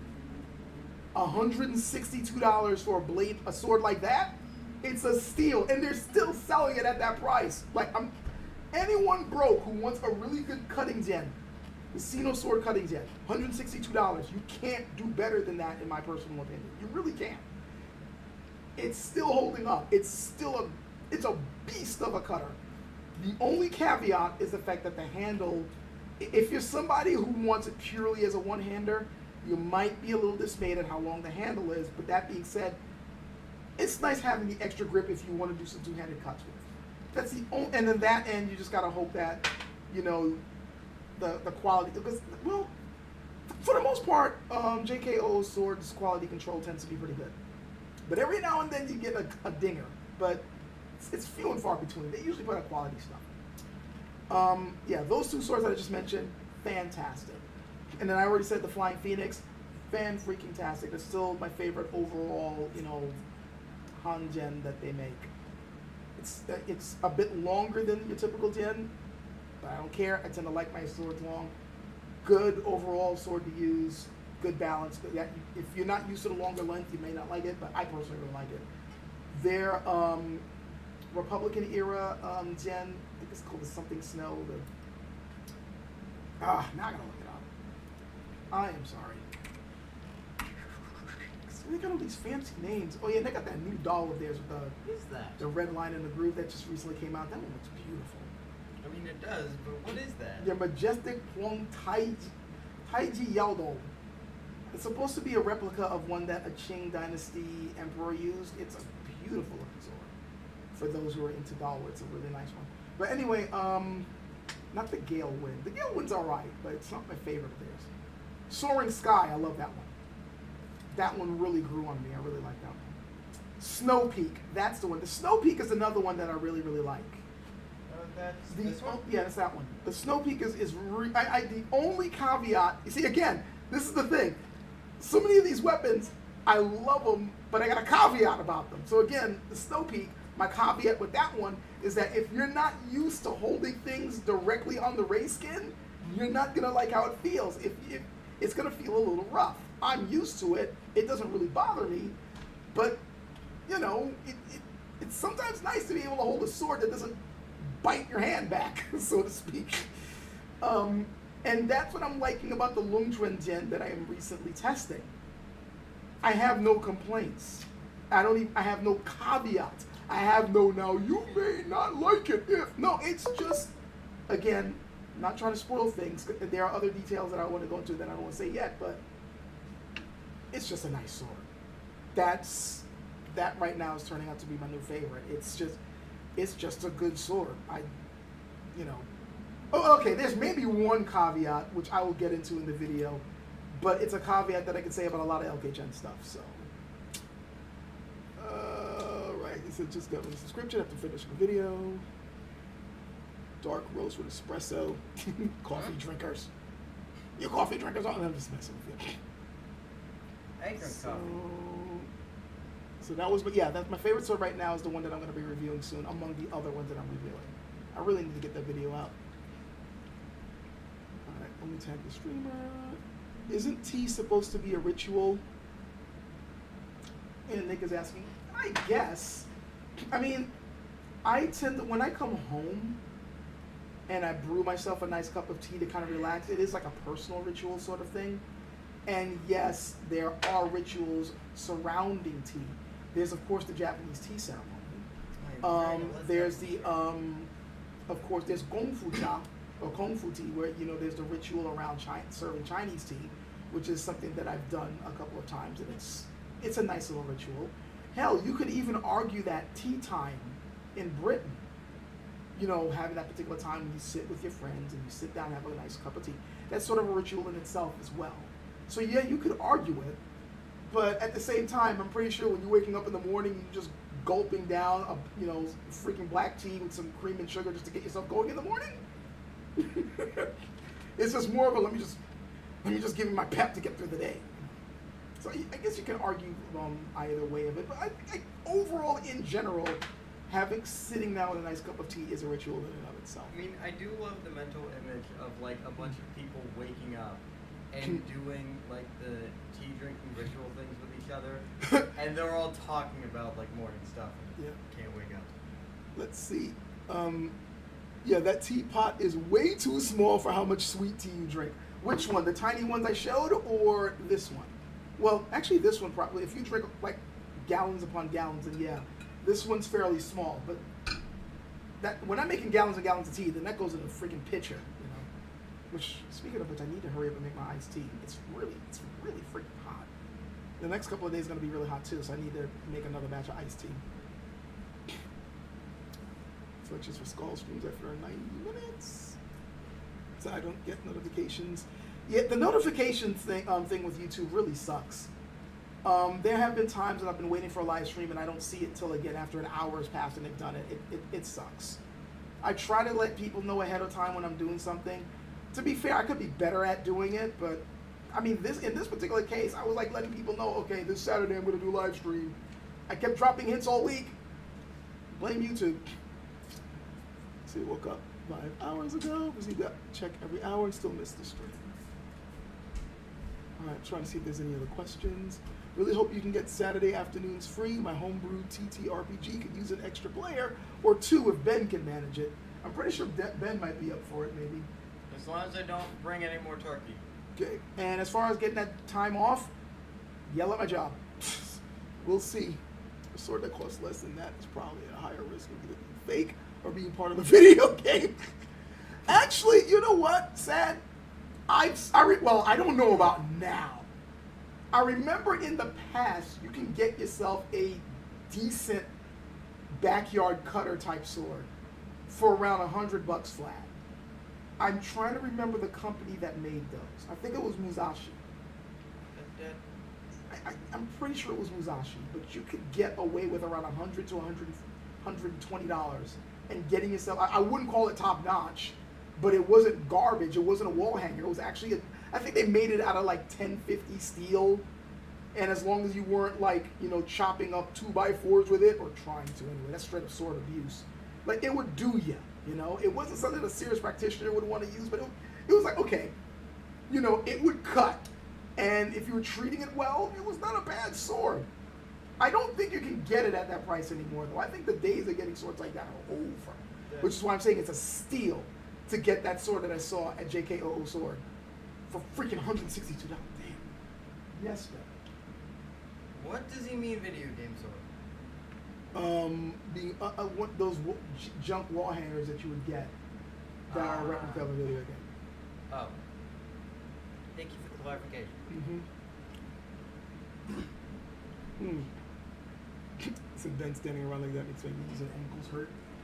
I don't know why. I didn't see how he was standing, so. Say I like bean juice a little better, but leaf juice is good too. I've never really been a bean juice, aka coffee drinker. Like I will drink coffee every now and then, but I've never I don't know what it is because my family are notorious coffee drinkers, which I guess it comes with the territory considering that I my family's Haitian. Like I have a Haitian background. My parents are straight from the island, and coffee is the drink on that island. It's what my parents drank every morning, and I never really gravitated toward coffee. I was always more of a tea drinker. Like even in high school, my basic breakfast, I kicked when I kicked myself up out of bed and rushed out the door, I would get on the ferry and then, go to the place where I would always get my breakfast, and it was always the same thing. Black tea, cream, 2 sugars, and a buttered roll. And it was always the tea. I wouldn't go for the coffee. It's just how I'm wired, I guess. This is not to say that I can't enjoy a good cup of coffee, and I have, but it's just not my thing, and I can't have too much of it anyway. I noticed that, especially if it's not a really good brew, like it will hurt my stomach. I can't, like, I can only have, like, I can handle 1 cup of coffee a day, and that's it. And even then, it's got to be like a proper cup, not like those huge ass freaking mugs or giant freaking, thermoses that people like drinking their coffee out of. I can't handle that. It's just too much. My stomach will instantly twist up in knots. It's just me. It's just me. And besides, I tend to like the flavors of tea better anyway. So, though, I have had some really good cups of coffee. And I mean a proper good cup of coffee, not some of the abominations that people are drinking, like the things that are, and this is coming from me, somebody who likes a little bit of coffee with their cream. Like, I'm that type of person, but there's some of the abominations I see out there, I'm like, what the hell is that? I don't know. Anyway, let's see, I'd love to get my input on that TTRPG system. Tomorrow, if I have a little bit of time, I will try to get in touch with you about that. But tomorrow, I'm probably going to be going out. I'm sorry, but I have a previous engagement that I have to take care of. But if I could try to catch you in the evening, I will. And I could try to give you some of my thoughts on that. Cake with the coffee, it'll lead toward black. Backyard cutter at around $100 is definitely going to get you more than what it looks like for $100. Yeah, again, I don't. The market for swords is not the way it used to be. In fact, the sword market has been struggling, and it's been getting worse for them every year. It's things have been getting rough. I'm surprised that it's still doing as well as it has been, to be honest. Expensive video games have been since the last time I owned a console. Yeah, prices are shooting up everywhere. Okay, I'm off on Tuesday, so even if that's late, I'll be fine. Okay, I will definitely let you know. Carry these ankles. All right, so I've yapped on long enough. I'll still try to answer questions, but I promised that I would at least look at what this game is going to look like. So I think it's about time to have a little bit of fun and see what Black Myth Wukong has got to offer. Now, granted, if my rig can't handle it and it becomes too much of a pain in the ass to run the game and run the stream at the same time, I'll cut it off, and I might do something else, but we will see how things go. I gotta set things up, right? So we'll put this window over here, and then I'm going to start the game, and hopefully it will recognize my controller. It's so few and far between to actually find compatibility mode. So we got Play Black Myth Wukong, and then we got Play Black Myth Wukong compatibility mode. Something's telling me to be on the safe side and try compatibility mode, but that's the coward's way out. It's the coward's way out. Let's see what happens. We'll go with the straight up way. It needs a controller. Yes, I know it needs a controller. I have it right here. Good old PS4 controller. My DualShock controller isn't supported by this game. Okay, fine. Yet another person that's caught up in freaking Microsoft's stupid monopoly on PCs. That annoys me. You do realize, I wonder if you guys realize how insulting it is that Windows thinks that they should be the default on everything on the PC, especially when it comes to video games. It's insulting. This is the same company that pretty much told PC players to go to hell when they put out the Xbox. I'm not even kidding. When the Xbox, people were mostly playing their games on PC happily and such. And then the Xbox came out, and they suddenly were pretty much dropping all their video game support on PC. Anyone using Windows, they were pretty much trying to tell them, you want to play video games? Get an Xbox. Like, the games they used to put out on PC, they were pretty much telling companies that used to make games on PC, nah, you're making on the Xbox instead.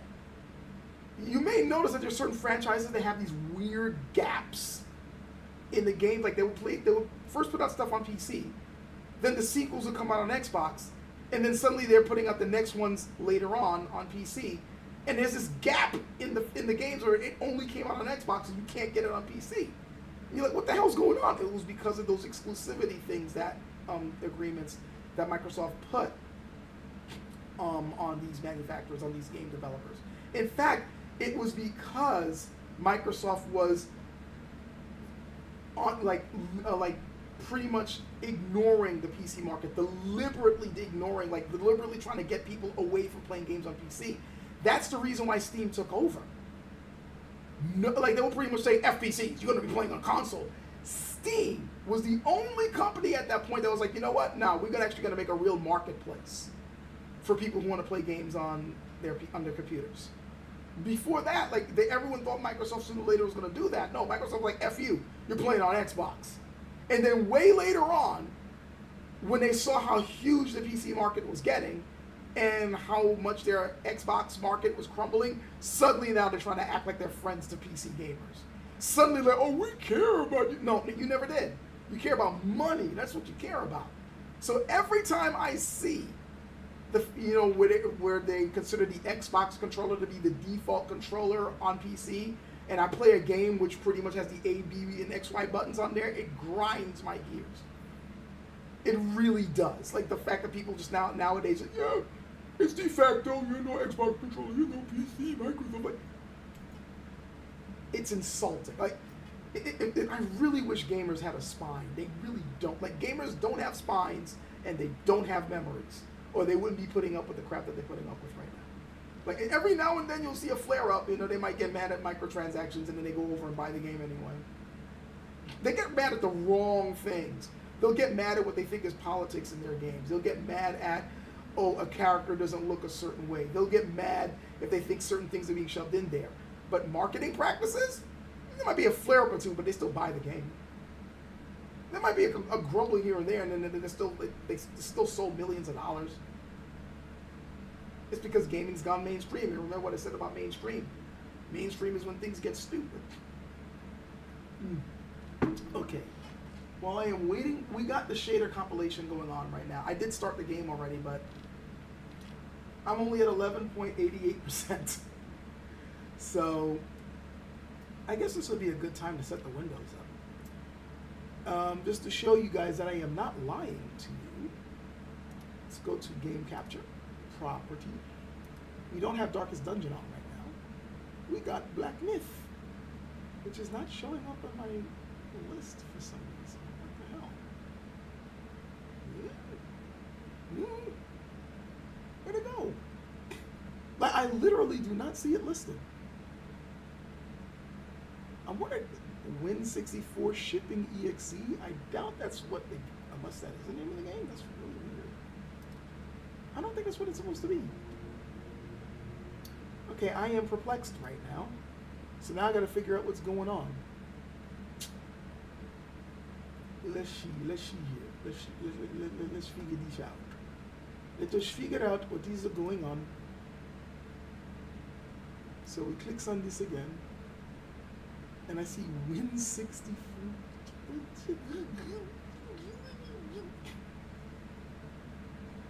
I mean, you know what? It wouldn't hurt to see what it looks like, so I'll click that. And I click OK, but I see nothing. I mean, I'll see anything. I'm going to shrink this for a second. And then I'm going to click the eyes. Oh, I guess that is what it's called, but they enlarged the window for no reason. I don't know why they did that. So I'm going to shrink this and then fit this on in the background. And I guess it works. There, and then all right, I'm going to do this, and I'm going to do this, and then I think that should work. And now I'm going to look at the actual stream, and yeah, okay, I guess that works. So that's what I'm staring at, guys. This is what I'm staring at. We're now at 27.45%. And when it fully loads, then we will fully, wait, what the hell? My mouse has just disappeared. Great. This is not good. This is not good. Why my mouse cursor disappeared? Oh gods. Okay, so I'm assuming the reason why it did this is because it's the game took it over, but I can't seem to tab out. Alright, so we'll do...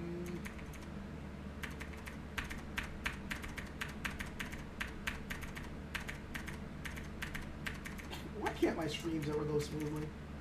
Why is there always something? There we go. Cursor is alive again. I'm going to put this window here. And then I'm going to put this window here.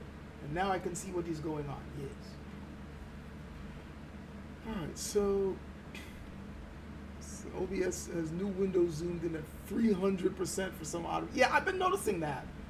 Like, it'll just like, if I turn off the ability to see the game, and then I turn it back on, it will instantly supersize my video game window, even though I haven't set a specific way. And it's getting rather annoying. No matter how many times I keep setting it a certain way, I have to keep resetting it. Ah, come on, guys. Yeah, George Carlin, you beat me to it. Yep. Another wrap around our favorite radiating wall of life-giving death. Hope you're well. Thank you, Dragon VBM. I appreciate it. It says, oh, did I see that PC emulated Bloodborne is now making major progress and is mostly playable now? Yes, I did see that, man. And I am really giddy over it. So now that's another game that I'm finally going to be able to play on PC on top of Demon Souls. I was really happy when they did that, and I am happy that they did this too. So I will finally get to play Bloodborne, because I still haven't played it yet. And no, I am not going to buy another PlayStation. Sorry, no. F Sony. They've pissed me off too many freaking times. And if anybody's going, what did Sony ever do to you? I'm a mini disc user. Enough said.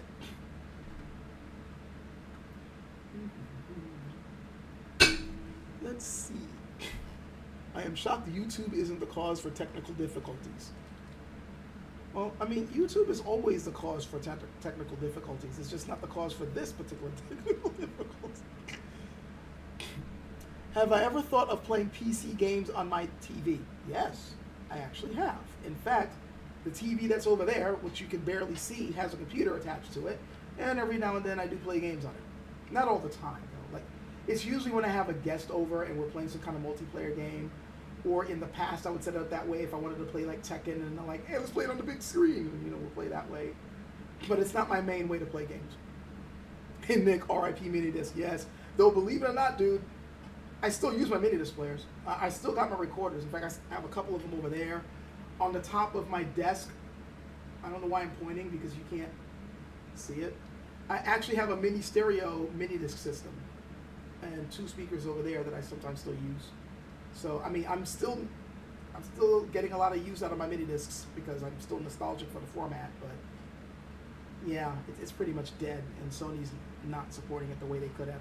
But it's still, if only they just, at the very least, if they would at least make 8-track open source. If they just open source 8-track, the format that you're used to burn on mini disc, us mini disc users would be in heaven right now.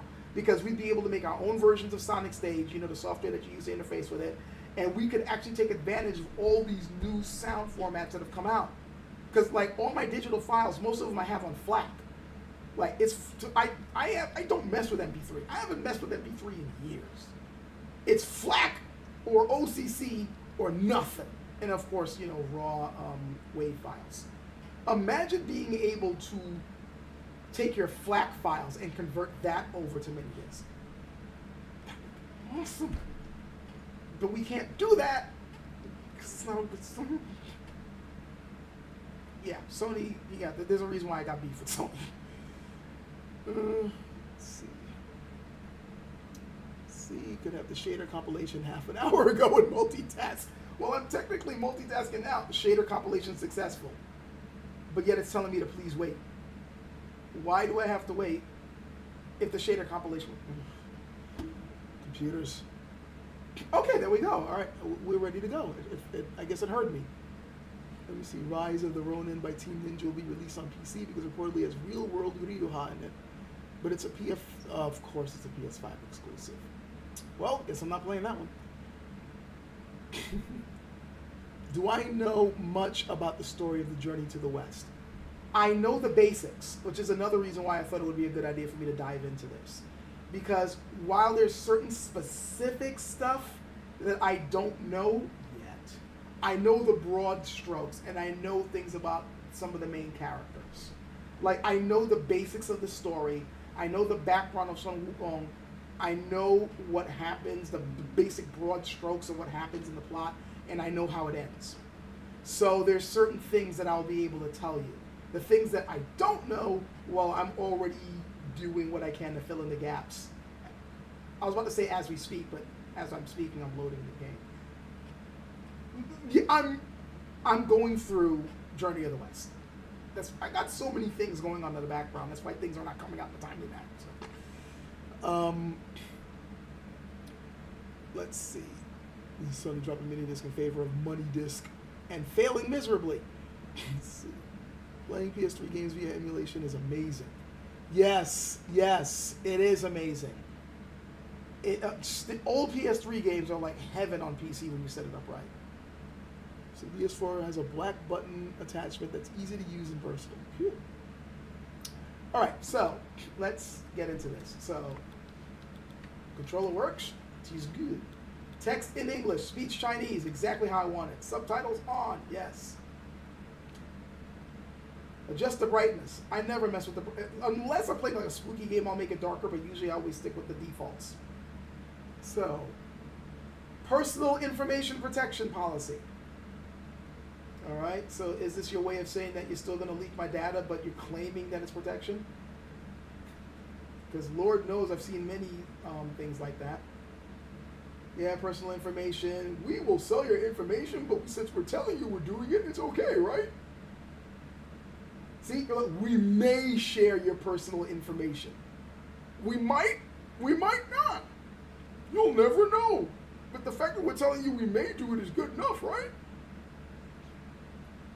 Seriously. Storage of personal information. And the thing is, if you don't say yes, you can't play the game. They make you sell away so many things, and yet at the same time, they still want to say, oh, we could take this game away from you at any time. And yet gamers want to balk if you tell them, you should fight for your, rights as customers so you can own your games. But we only buy the license, so we... Have a spine, people. Autosave. Okay, yes, I know. It's a typical thing with these. Let me tab out real quick so that I can shrink the window a little bit more, because I'm pretty sure you want to see less of me and more of the game. I think that's good enough, right? That should be good enough. If you find that my if the window is still hello, did you freeze? Get modern. It may have frozen. Hello, Monsieur Game. I would like to get back into the game, please. Oh, it's loading. I thought we were done with the loading.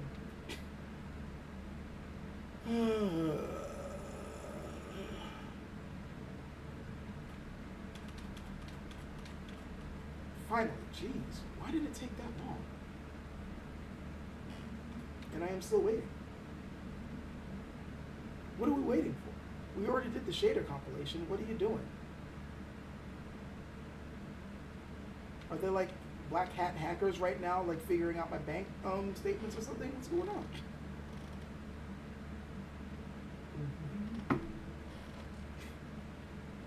All right, I'll look at the chat for a while. Terrible old game I enjoy far too much called Gundam Crossfire had horrid frame rate issues. But on PC it runs nice and smooth. That's what a really good video card will do. So if you want a great intro to Journey to the West, check out Overly Sarcastic Production. Yeah, I have checked those. The Overly Sarcastic ongoing Legends summarized. It's a really good primer to get you up to speed on Journey to the West. I do like it, and Overly Sarcastic Productions overall is just a fantastic channel. I love checking them out. Oh, here we go. Game started. And it's skipping frames already. It looks like I currently have things at, I'd say 48 frames per second, which is not great. Let's check the settings, shall we? Apply recommended graphics settings. All right, I will apply those and see if it guessed the right stuff for my card. Ray tracing off, that's good, yes, yes. Shadow quality, I'm going to bring down to medium. Texture quality is fine, that's fine. No, high, not very high. I'm not running a freaking 480. This is a 370 Ti, 3070 Ti, sorry. We'll keep this for that for now, but I know one of the best ways to like give yourself a couple of extra rates is to knock down the shadows. So they're usually the first thing I tone down in any game. Yeah, I want the game to look good at the very least. Reflection quality. I might knock that down to medium, but we'll see. FSR usually sucks. I'd rather have DLSS.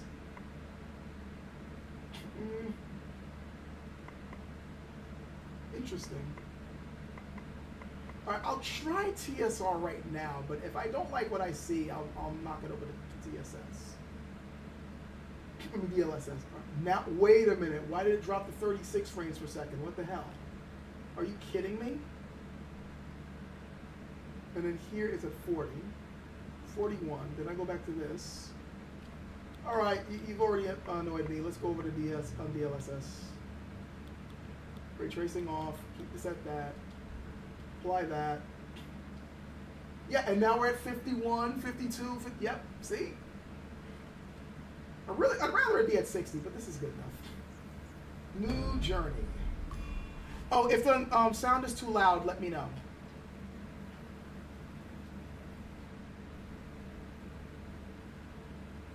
This is water quality is the killer.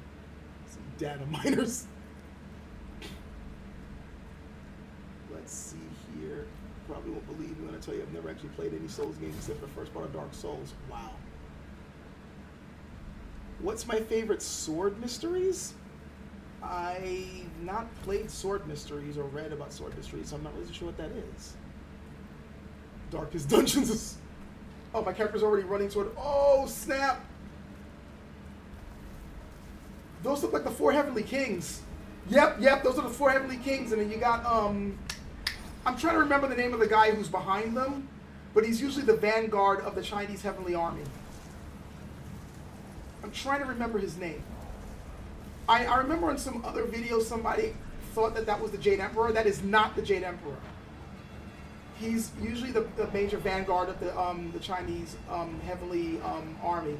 Usually shows up in myths, and he definitely shows up in Journey to the West, but I forgot his name.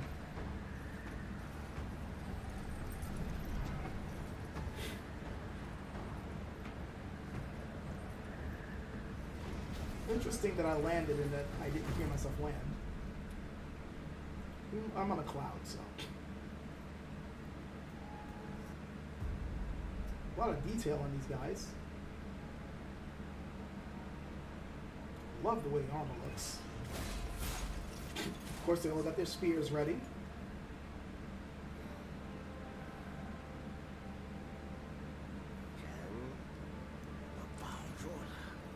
Master Scriptures sound.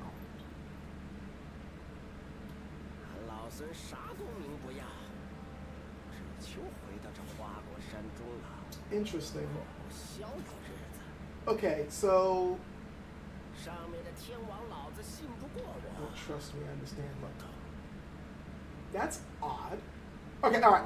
I'll tell you what I'm thinking after this is over with.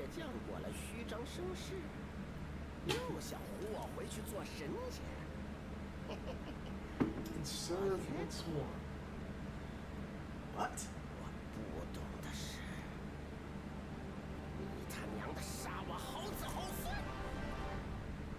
So they're killing the monkeys again? This is happening again?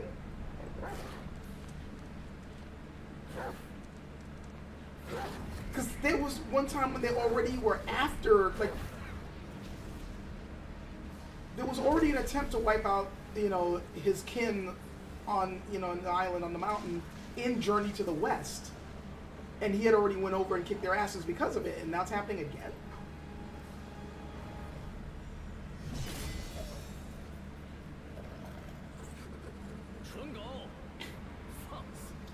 Yeah, of course it would be him. 还不退下？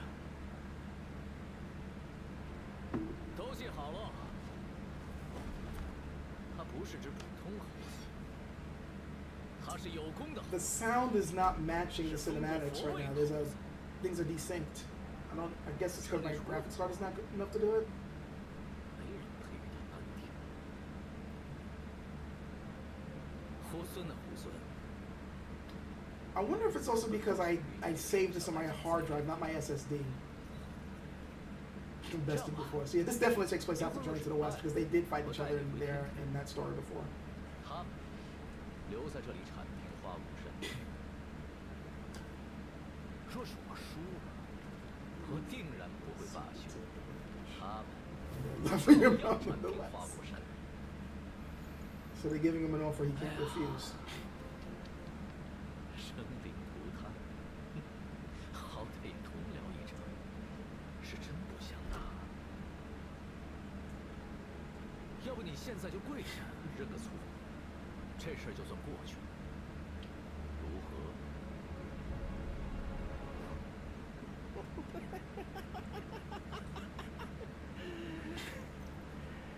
这么多年了，除了那蜘 People 蛛 who talks the tallest 就是 thing. 你最会扯淡，最能逗老孙开心。杨兄弟，你放心，待会儿我只拔下你额头上那颗眼 It's just like, 其他两颗先给你留着，我让你亲眼看看我是怎么杀光 Yeah, he is 几乎每一 pissed. 条狗的。这里的，上面的，还有刚刚那条黑的，留下点儿。 Yeah, he probably said that all under heaven and your dog I'm gonna kill. 老天 Alright, so 一再 that's 给你 jump. That's the lock on the target. 算不算被我忘记？ Alright, so this is the roll of dodge.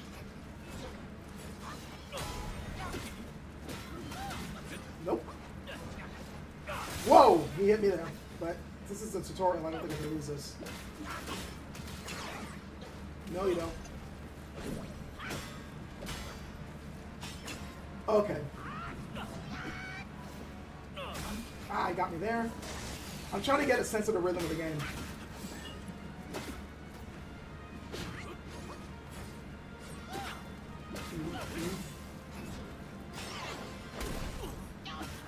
That was a sweet dodge. So I guess if you dodge right at the right time, you get to pull off these type of like sweet,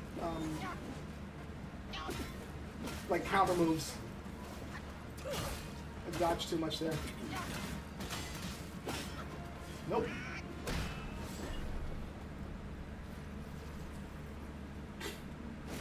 Behind you. The sound is matching up there at least. 斗战胜佛，你可知这长生不老的佛位，有多少人求而不得？长生不老，三界六道不就毁在这四个字上？ Interesting that he would say that. Because this is the same dude who, missed. This is the same guy who basically was worried about his own mortality to the point where he, missed. Ah, he hit me there.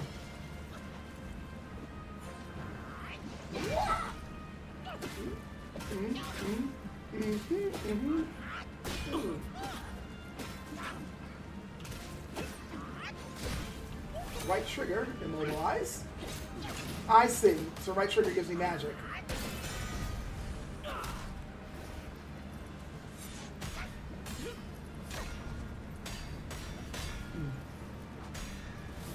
Yeah, I already have a lot of things to say about what I'm seeing about the plot.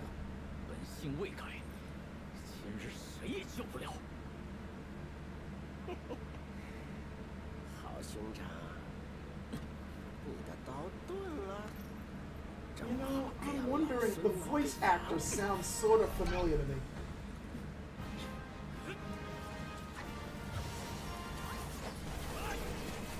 Oh shit, shit, shit, shit, shit, shit.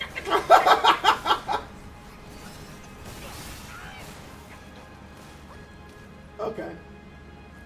Pluck of many? Let's try that. Oh, yeah.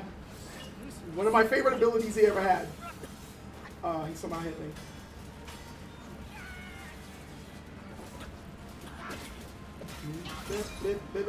And heavy attack.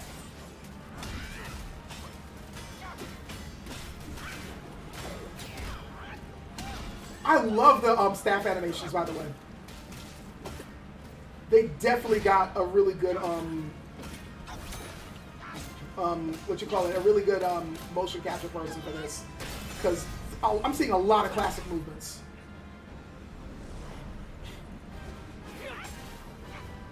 From both him and Wukong. Of course, there's a lot of wushu crap as well, but that's to be expected.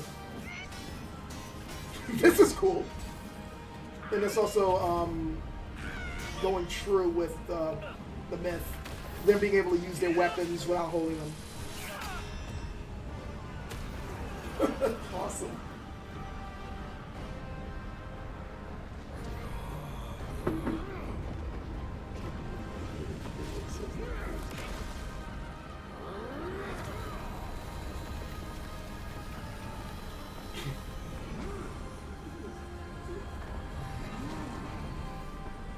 Holy shit.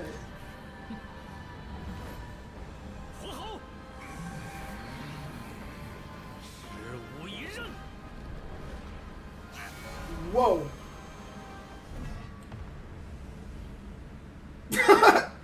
Let me guess. Split. Yep. Yeah. Just like in the book. Just like in the story. The axe that could split a mountain. They threw everything in here.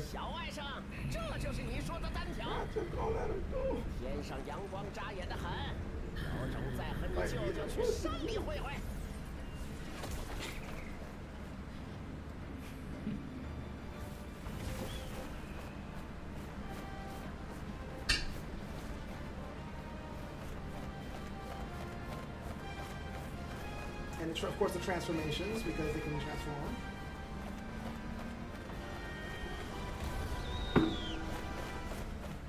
Okay, what's going on? Wait, what?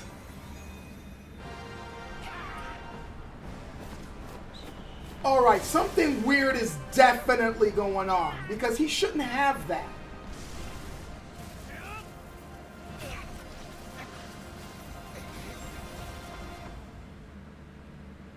That headband, he should not have that headband anymore. I'll explain later, but I'm gonna wait for the cinematic to end, and then I gotta bring up my there's some weird things going on with the story so far. I mean, I know the game is supposed to take place after the tale, so it ends the last tale of Sun Wukong.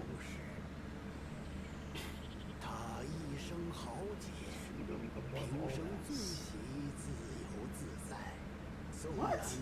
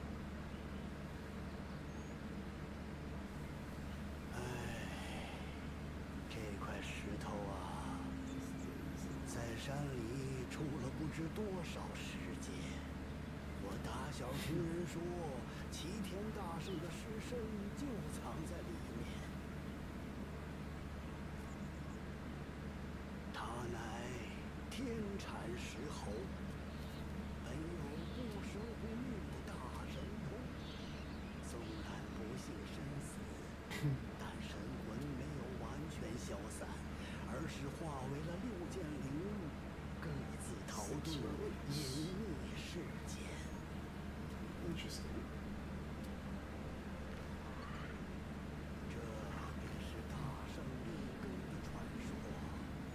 Six senses of the great sage. Okay, so I'm assuming this is the dude I need to use, who, interestingly enough, looks like our titular character Wukong. 我老了，走不完这四周茫茫之地。但你们之中，书籍会有天命所归，将他 Sound is desynced again. 一一寻遍，待领五金属回归花果山之日。 I love the way Chinese 是 sounds. 大圣复生之时。 This scene looks gorgeous. Look at those mountains.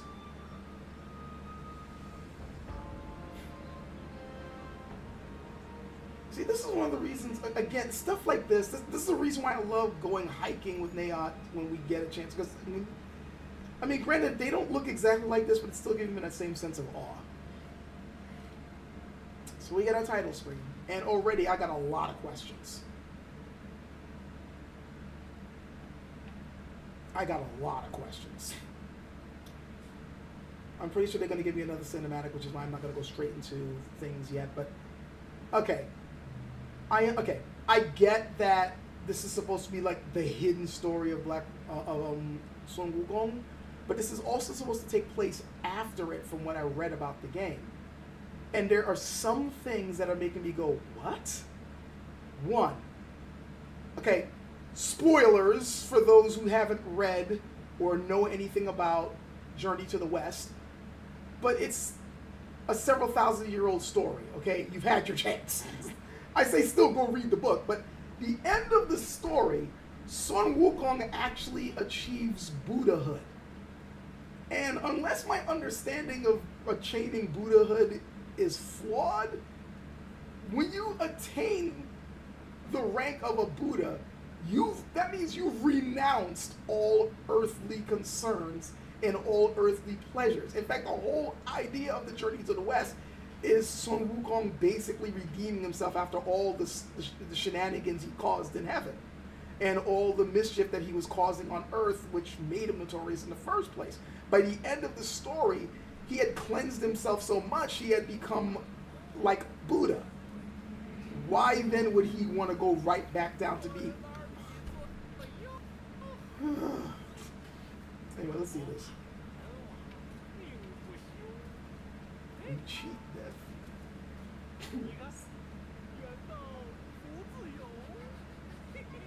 Wolf spirits?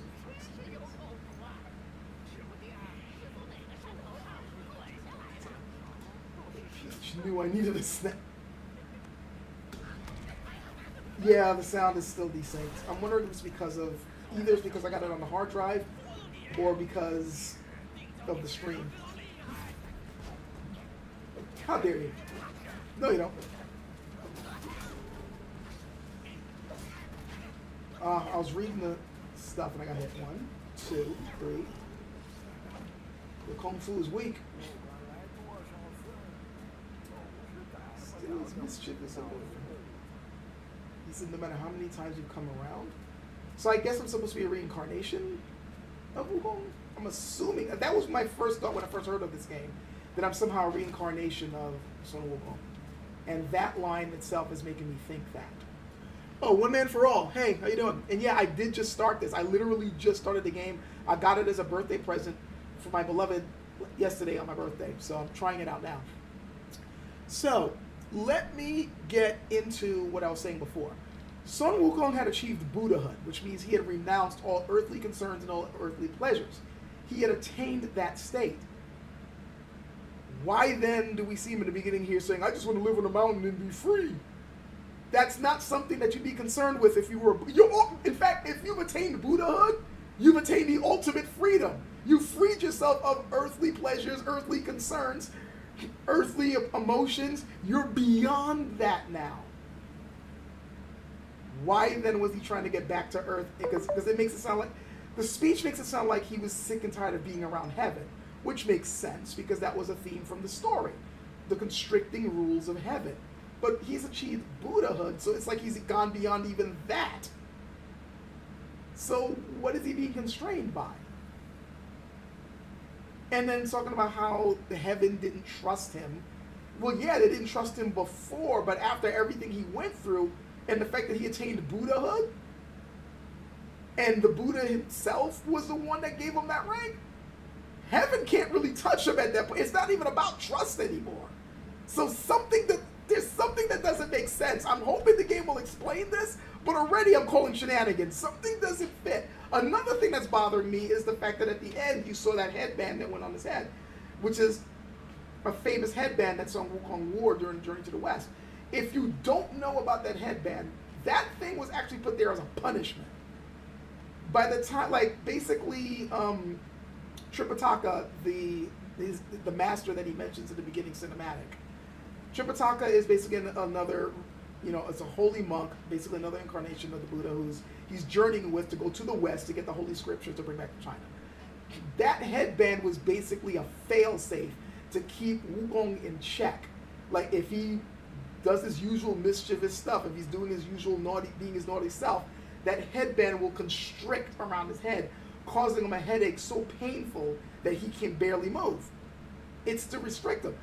When he attained Buddhahood, the headband was removed. How the fuck did it get back on his head? Did it just get placed there during the fight? Or was it always there? Like, something doesn't fit. Like, there's a lot of questions I have. It's like, oh. I'm just like, what the fuck's going on? And you know what? To be fair, considering that this is a game that was made for a Chinese audience, I'm sure they must have known that people would be going, what the fuck's going on? Because I'm pretty sure a Chinese audience would also be going, what the fuck's going on? This game better explain.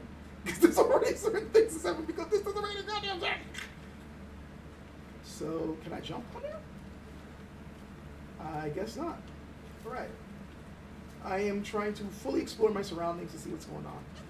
These are my basic attacks. Actually, wait, let's start. So you're spinning and going with that, which is a little fancy, but I've seen that in staff fighting. Boom. Just a, okay. Hold on. One, and okay, I like that. Boom, and then that spin before going into that. That extra twirl, I don't think they're gonna make it happen in the game, but this in real life, you would use that as a parry. So it swing, you miss, and then you would rebound and then come around the other way after doing the twirl to parry off. So, and then reverse. Okay, that makes sense. Parry and reverse, and then double spin, and then behind the back is some fancy wushu stuff. And then the jumping in the air and slamming down is typical for staff stuff. Boom. I wonder. I heard it says but I have no heavy attack. Okay, that's the heavy attack. Can I charge it? I can. Boom! Actions cost stamina. Alright, so life is down there, I'm assuming. That's my stamina bar. And then I guess the blue bar would be magic. Oh, shut the hell up. Take this beating like a wolf. Not a man. Alright, so this is my jump button. Oh, flying kicks. Cool. I got a dive kick from up here. Oh, I like that. So that's a heavy strike. Oh, and by the way, for anybody wondering, the games, already I'm seeing that this is not exactly a Souls game. All my attack buttons are the face buttons. In typical FromSoft games, the attack buttons are the shoulder buttons. So far, we got light and heavy, and the light and heavies are the face buttons. So if you're using a typical Xbox controller, I'm using a PS controller, so X, your light attacks, Y, heavy. Which is, well, you guys probably already know that because it said it on the screen, but already this is telling you that this is not your typical Souls game. That's my dodge. Let's jump. Can I run? Is there a sprint button? There is a sprint button. It's a shoulder button up here. So kind of similar to Monster Hunter. Can't run up walls though. What does this button do? I just wasted healing. Oh well. I'm assuming there's a parry of some sort. That's the left trigger. Okay, so is this another invisible wall? Let's go up the stairs. I guess they wouldn't make things too exploratory in the very beginning. They're gonna like push me down a linear path. That I'm assuming things will open up later. That looks like a path. Oh, hi. Charged heavy. Okay.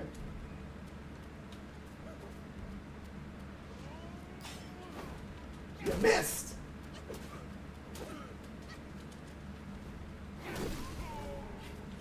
That was funny.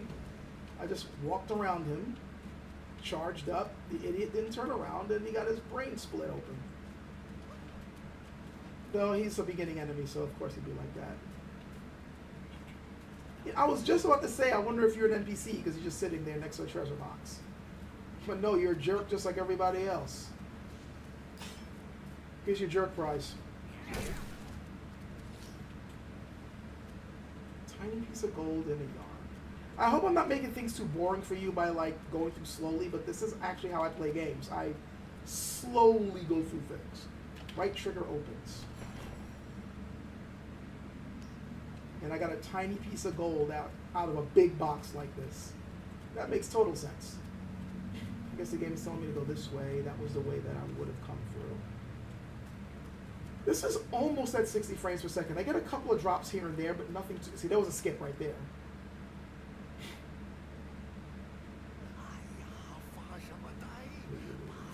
Pluck your hair and make an offer. So typical altar. Putting down your incense to show respects to the ancestors. Nice.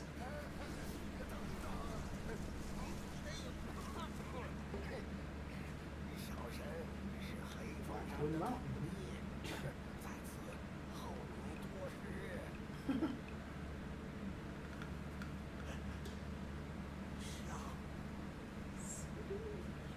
Yeah, I'm obviously going to be some kind of reincarnation of him.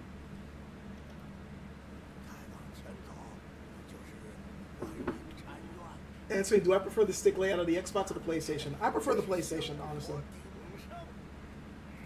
Though I will say that the Xbox One is perfect for like 3D games and like shooters, but since I play a lot of fighting games, I prefer this layout instead. And it doesn't really bother me to use both sticks this way. The temple is rebuilt. I'm missing the story.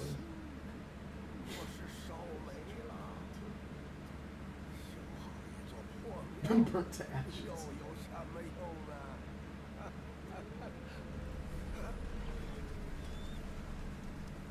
Is this a mix between Monster Hunter World and Elden Ring? Kinda. So far, at least the combat. Sort of. Though the combat here is a lot quicker.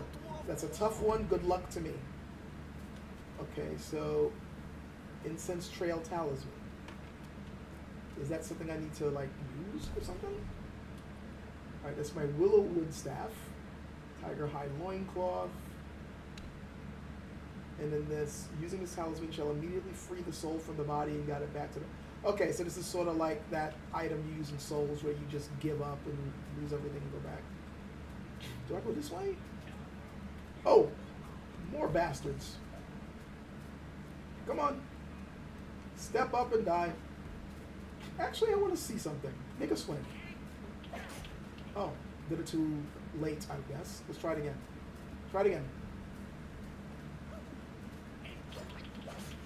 It doesn't work. I thought the parry worked. All right, that's it.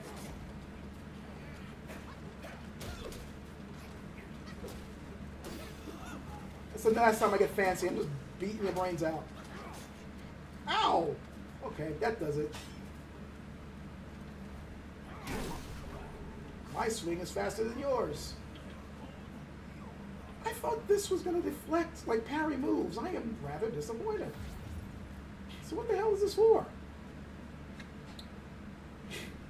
Alright, let me quickly look. The Swordsage game, in terms of power, the fact the character appears to be silent and so you're playing a Sekiro like, yeah, I'm getting Sekiro vibes from this, except for the fact that I can't parry. The PlayStation kit is a dual shot, and I hate the fake D-pad the Xbox has. Yeah, I don't like it either. I've owned the original Xbox, and I can tolerate the controller, but it's not, I'm not a fan. Oh wait, this is where it came from. Okay. Oh, Chatter says it's only for projectiles. Okay. It annoys me that I can't parry though. Like I usually try to master parrying systems in game. Like hell, right now in Monster Hunter Rise, since I use a longsword, parrying and countering is my whole play style. And I'm still trying to master it. I wonder what he's saying. Not that it matters because he's about to die. Shaolin Kung Fu is superior. Well, okay, I'm using Monkey Kung Fu. Ah, I can't go this way. I'm finding extra paths. So already things opened up. Jade Lotus. Let's go back here. Oh, his voice, by the way, especially... Oh, I forgot to say. There's a well-known, at least in China, TV series that was supposed to be a really good... Wow, okay. So when he's doing that, don't attack him.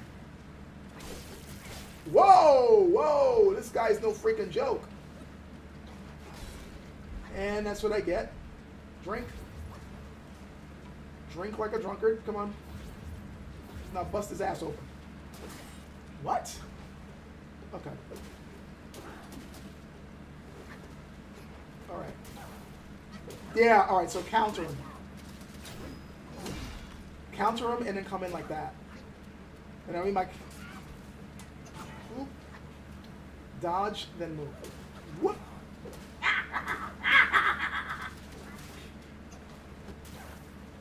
Okay, drink. Oh, I can't drink anymore, so don't fuck this up.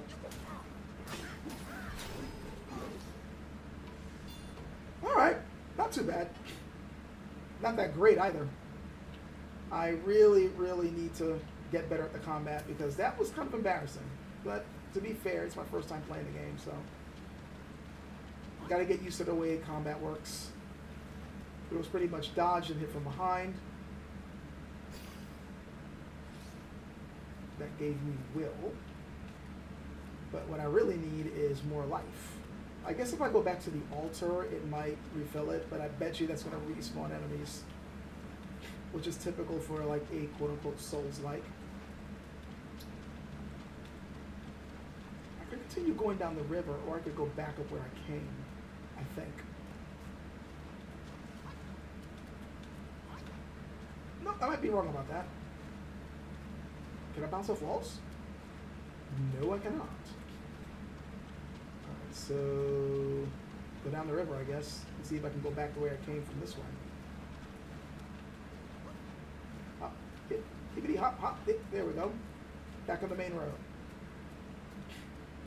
Alright, so I'm going to go back the way I came, go to the altar, hopefully that will refill everything, and then I'll continue on. Because I am not in decent enough shape to challenge anything else. For incense. In the meantime, let me see this. You're going to have to assume you don't know a lot about some Wukong if you're leveling, leaving it at maneuverability. So I don't know anything whatsoever about some Wukong. One frame of reference. I haven't touched Chinese mythology as much as the others. This game's fantastic. Yeah, so far I am liking the gameplay. Rest, yep, refilled everything. What's traveling is obviously going to be bouncing from place to place. Trailblazer's gift. Oh, I have to hold on to it. So I got stuff. I guess I will try to put on the stuff. Let's see. Oh, yes. Now I can bully my enemies better. I already got to jump up on them. Folk opera almsgiving armor. Moderately increases the will gained. That's nice. Okay. What the hell? Come on. Do better than that. Alright, so this is the folk opera leather. These are the common ones. Better defense. And better wraps. So this should give me some better protection from the guys who are busting my ass. Abilities. Seeking guidance from the deities. Staff stances and foundation. Obviously foundation would be a good idea. Survival, stamina, martial arts. Swift engage. Each talent level significantly increases the engage distance of light attacks target. This one, moving forward while using a staff spin initiates mobile spin. Something tells me I'm going to need that. Go back. Stances. Smash stance, pillar stash. So smash is capable of being charged while moving around in battle. It's highly versatile and the best choice for engaging in tactical combats. I think they meant tactical combat, but yeah, English is a second language. See here. So yeah, monkey staff type stuff. Standing on the pillar like that is a kind of monkey staff thing, which also makes sense when you consider that according to the legend, the staff that Sun Wukong uses is actually a pillar that can change its size and change its thickness and such. And there are monkey staff kung fu forms that pay homage to this story, where you do stand on the staff that way. Thrust stance. Alright, it doesn't stand in place. It can strike enemies from a distance if they're going attacks. Something tells me I might want to build up this one, but I don't have enough points to get it. This one obviously is going to be the default, but something tells me about this one's going to be good for evading. I think if you just go on the staff, avoid attacks, and then hit again. And this one's probably going to be really strong because it's, staff thrusts tend to be really powerful. This is what I'm guessing anyway. I'm only going to know by playing the game, obviously. A failed mobile game? Yeah, consider if the last game they made was a failed mobile game and this is the next game that they're doing, yeah, good on them. I thought I could sneak up behind them. What? I guess I didn't need to do all that. He just crumbled. Oh, hello. How you doing?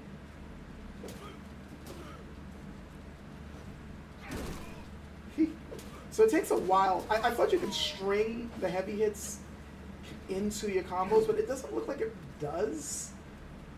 At least from what I'm seeing here. Like, I'm like doing this. And, oh, okay. So it does chain in, but it takes a while. Like 1, 2, 3, 4, and then I double tap the heavy strike. Oh, and it didn't do anything. So I guess it doesn't chain in. Oh, hi. Is that a frog enemy? Ow! What the hell? Did somebody throw something at me? Or he just blew up. Okay. Jade Lotus. Is this a place? Yes. Oh, no. Invisible wall. See, I'm trying to check every nook and cranny to make sure I'm not missing anything.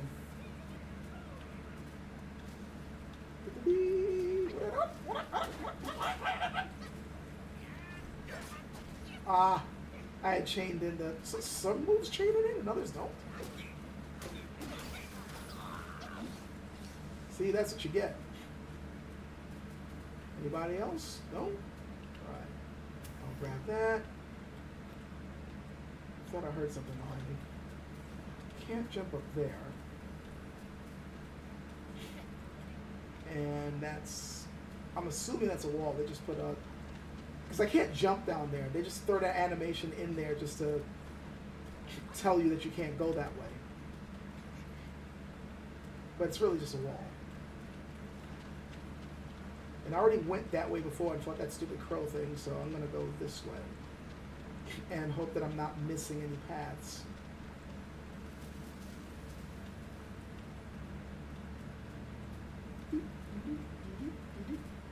Can I sneak behind him?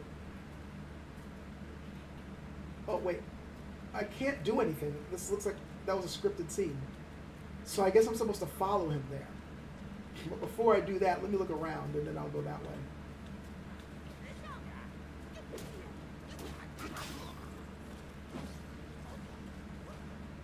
So just spamming stuff.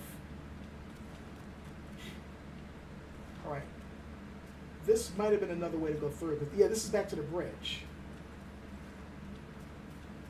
And...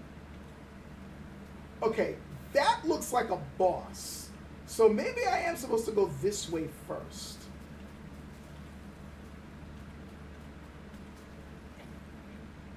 Or maybe not. Look, this is where the guy went, right?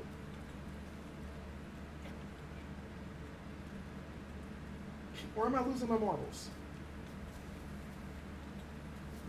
Like I went this way. We saw that guy searching around there. I go this way. And now I can't go in?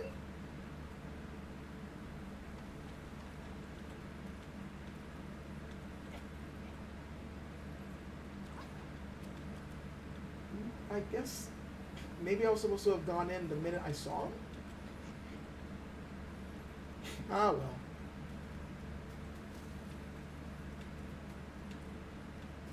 Alright, so that's where I came from. Let me get ready to fight this dude. I'm gonna have to, like... He's probably gonna bust my ass. Expect me to get killed the first time.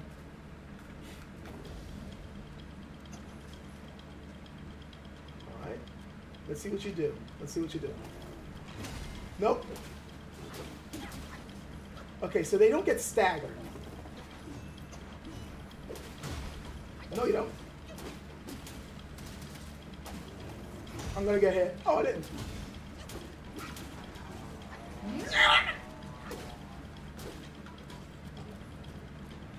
So far, not doing too badly. Oh! Or I don't know if I got hit there, but the scenery was in the way. I think I got hit. I was trying to like roll right past him and then attack him from behind. Like that. No, this is gonna hurt. Okay, that was meant to happen.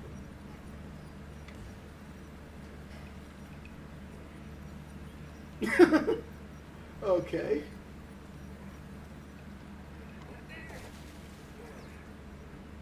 Let's see. Mobilize spell silver. So I got me a new technique, a new magic.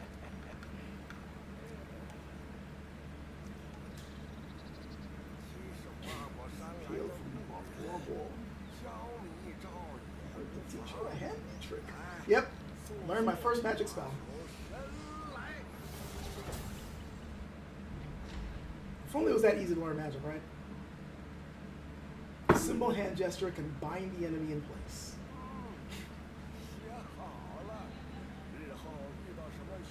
Miscreants? Just point your finger at me. Release this spell.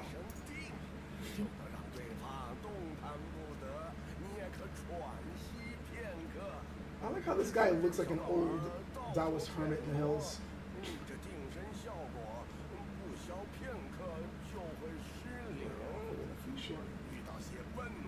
His bonehead's like this one.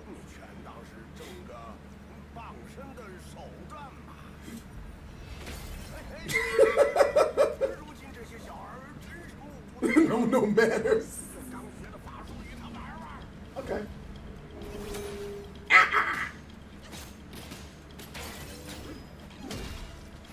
I definitely like this.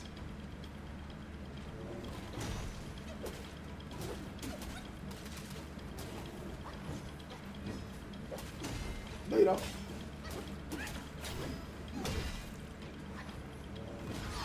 I dodged the wrong way. That was my own stupid fault.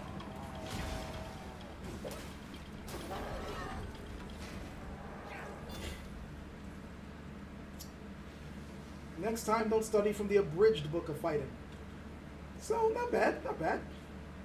I got hit a couple of times, but no main fatal mistakes here, and the combat's pretty cool. I likes this. So, the voice actor's name is Ling Chuan. He was also the voice actor for Wukong. Yeah, I thought so. That's what I forgot to mention. Thanks, Chatter. That's what I forgot to mention. I'm like, that voice sounds familiar. It sounded a lot like the guy from the TV series, and I forgot to finish my sentence there because I got distracted by the game. Self-advance and sparks. Open self-advance to awaken talents. Level up to gain sparks and awaken more abilities and spells. Sparks will not be lost upon resurrection. Okay. So does that mean I gotta do something from here? Or portraits, know-how. Oh, so this is like the tutorial. Okay. Inventory, you already know it's there. Self-advance. That's what they're telling me about. Oh, so I can learn new things. Yes. So exhilaration, each health recovery upon consuming a focus point. Enables sprinting while charging. That's going to be useful. Performing heavy attack during lines under the focus point. This allows the destined one to execute a resolute strike. During one, the destined one can see through incoming enemy attacks and nullify their damage. So these two sound really useful. This one just slightly increases health recovery. So it's going to be between these two. And I'm thinking this one. Oh, I can get all of them? Oh, you can only get two. So these two I'm thinking are going to be the most useful right now. I need more points to get that. This is the one I really want. But THQ. I'm not going to drink yet.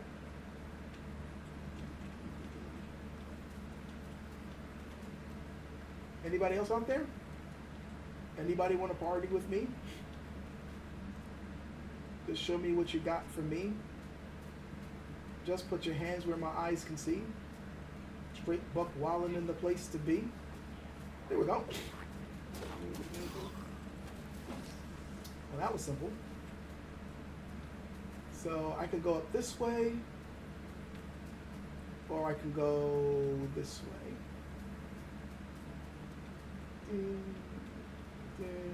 Jump. Obviously, I can't go that way. This place is gorgeous, by the way. I haven't really talked about the scenery yet, but do you see how lush everything is? And I really haven't been losing much in the way of frame rate. And this is with the stream going on. I shouldn't have gotten fancy. That's my own fault.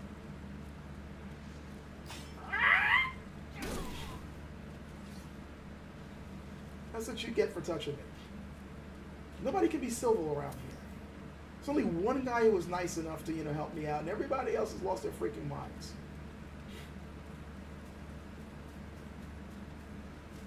Like all this violence going around, what with the gangs?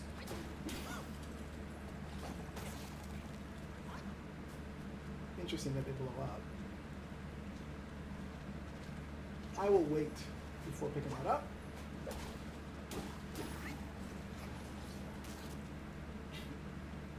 Weird that they blow up like that, but yeah, thought I heard something behind me. I guess not. Could have sworn I heard something behind me. So far I'm really liking this game. Like just the scenery, up, frame skip. That was a major frame rate drop. What the hell happened? Alright, so that's where it came from. So I gotta go this way. The motion blur is a bit much. I might just turn it down a little bit. Let me see if I can do that. The motion blur, also having it that high means that if I can lower it a little bit, that might also help with my frame rate. Visual effects. Where is the motion blur? Okay, there's frame generation, super resolution, whatever the hell that means.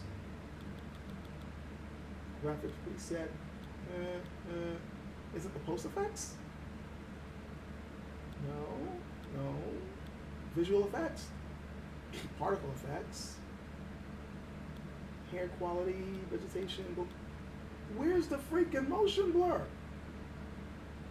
I'm gonna have to go into the actual file commanding this, aren't I? Oh. Alright, fine.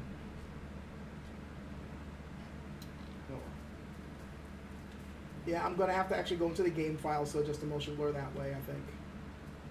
Can I go this way? This is where I just was!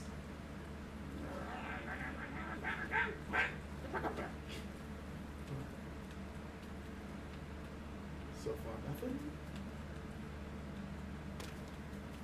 The games, I keep, since it's similar to a Souls game, I keep expecting ambushes around every corner.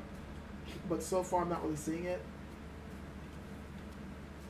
The motion blur is a bit much, though. I have to admit that. Not just with my attacks, but just moving around. It's like, I would like to, I don't want to completely get rid of it, but I would like to tone it down.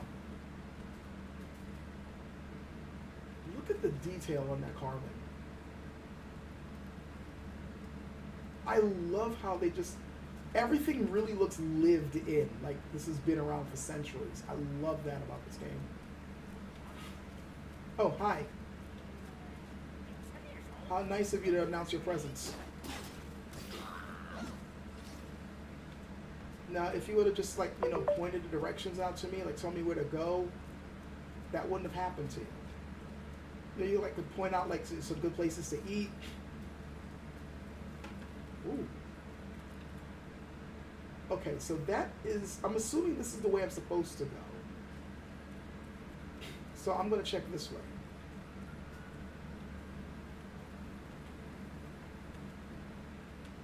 That doesn't meditate. Okay.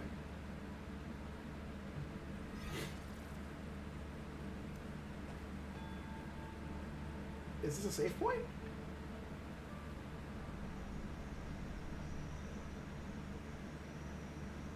Look at the scenery. Oh my God.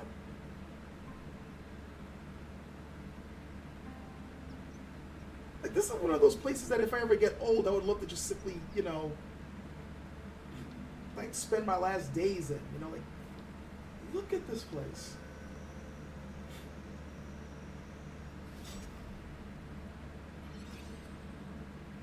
So, meditating. I'm wondering if they did that. I mean, they added a gameplay function to it. It gives you something to work with for leveling stuff up. But I'm wondering if the main reason why they did that was just to show off how cool their graphics engine is and how well they detailed everything. Because this is a really good way to show off your prowess at making games, right?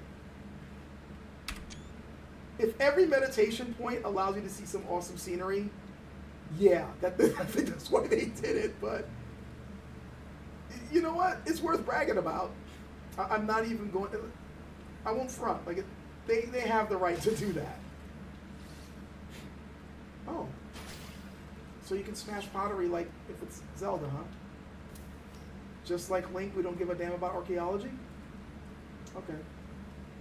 In that case, if I'm going to get things for it. Yeah. I mean, this place was beautiful, but the hell with preserving the ancient stuff, I guess. Like, I just commented on the beauty of everything, and I was like, let's trash it! Just respect your surroundings. All right, let's go this way.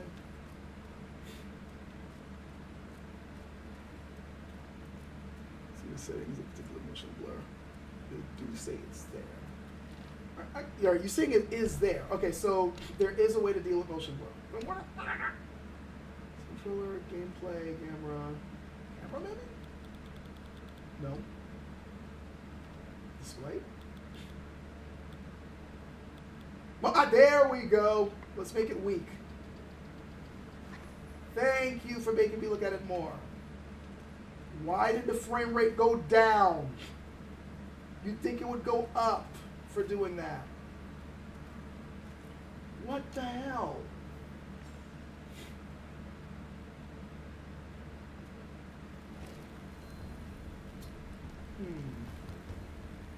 You know what? I'm not going to rest, but I will do self-advancement. Reignite the Spocks. This will level up my spells, huh? Let's see this. Stamina would be good, but this, Intrepid Lunge. Initiate heavy attack during the mobile spin to quickly engage and stagger the enemy. Well, that could be good. Increases each talent level moderately, increases my maximum health, maximum stamina. Increases the stamina cost of sprinting, just stamina cost of dodging. All of these are useful. All of these are useful. Because it stands in mysticism.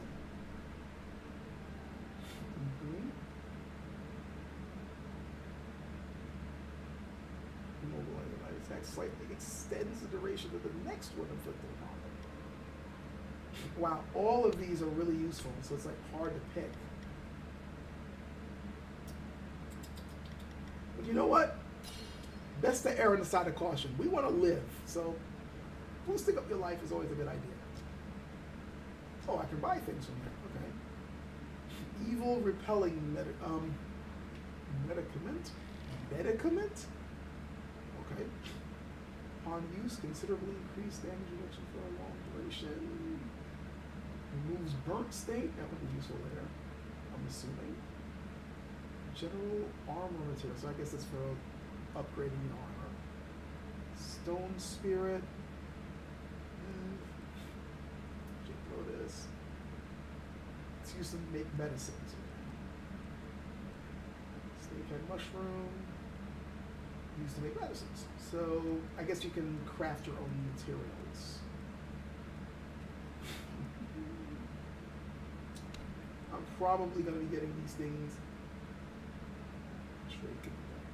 I will sell these once I understand what I need to buy. Whoa, that was some crazy blur right there. 再不知深浅的这么往前硬闯，只怕得吃大苦。 You can't just simply walk into Mordor.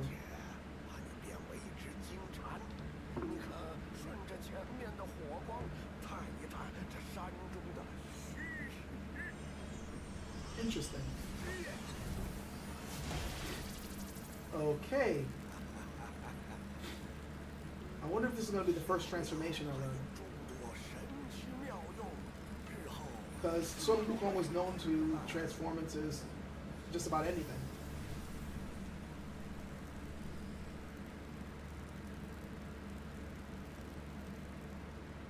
So,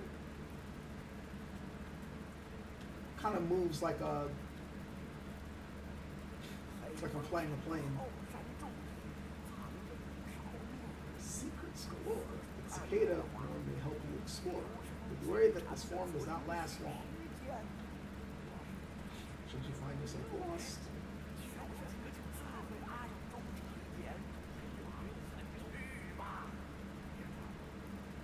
So,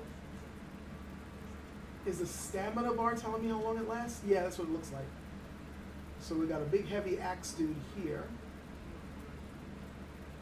If anyone knows Chinese, feel free to let me know what they're saying, because I really would like to know. There was another way back there that I saw, but I'll check around here first. Yeah, the stamina bar definitely seems to be the okay.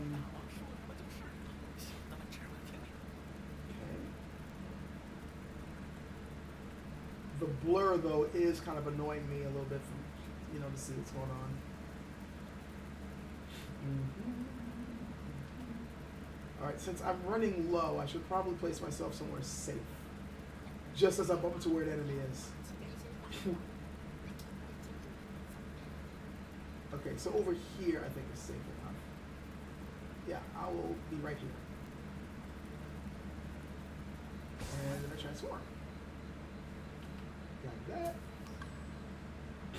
Oh, hell no, I'm not gonna screw with that thing yet. See how big he is?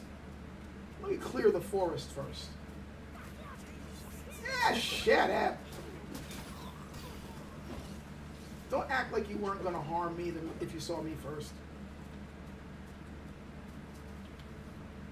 Get some mushrooms. Some mind-altering fungus, I guess.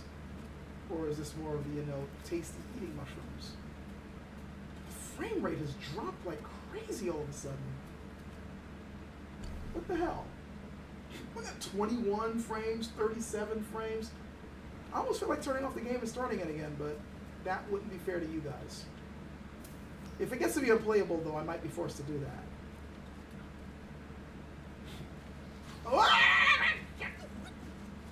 Where's that coming from? You. I dare you to do that again. The only problem is it. Don't you ever freaking do that again.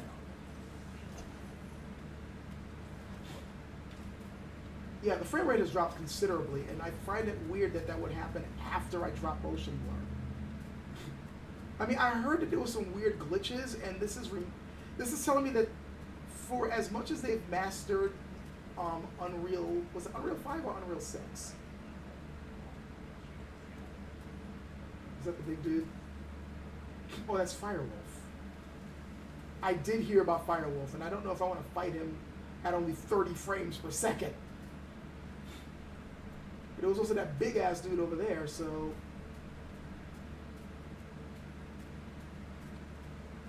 I guess I need to pick my poison. Gather this. Some blur mirrors the one in the camera. Alright, so let's go to settings. And accessibility. Motion blur weak. And then camera settings goes display. Motion blur weak, so it does batch.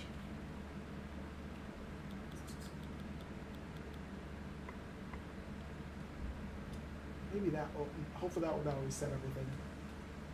And I'm back to 34. Something weird's going on. This game needs a little bit more optimization. Oh, hi. Okay, that was smooth. The strong attack just really flowed through there.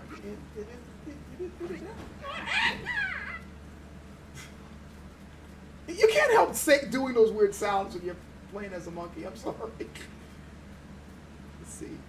It's better compared to some other games. Alright, can I jump up here? Yes, I can. Up, up. And something to pick up here. There's a path there. Let's see what's over. Please be friendly. Oh, I already know who you are. You're not going to be friendly. You're going to be an asshole.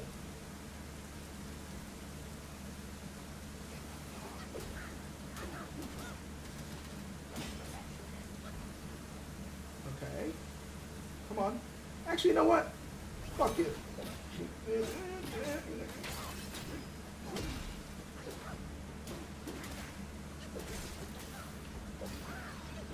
I do like that the Crow Demon has these really quick moves and these like jumping attacks as well. I mean, he's a Crow Demon, so it makes sense, right? I think I got myself a bit lost. Okay, that was the bridge that I was on before, right? I think.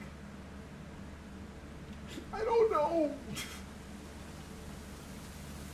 Okay, I was seeing some reviews for the game, and I remembered some people saying that, you know, they would have preferred a map. Now I see why. It is easy to get lost. That being said, I figure if I just wander around enough, I'll get my bearings. And there are enough landmarks that kind of give you an idea of where things are. Sort of. It's just that everything is so lush, it is easy to get lost. Let's see what's this way. Where the hell am I? Okay, I think I was here before. Okay, maybe not, because I don't remember that being there. Unless I missed it. Oh, what's that? Okay, so there's a big dude there, there's a chest there, so obviously it's going to be I'm going to have to earn whatever's in there. Let's say hi. Maybe he'll be nice and give it to me. I guess not. Hold on a second, I got something to tell you.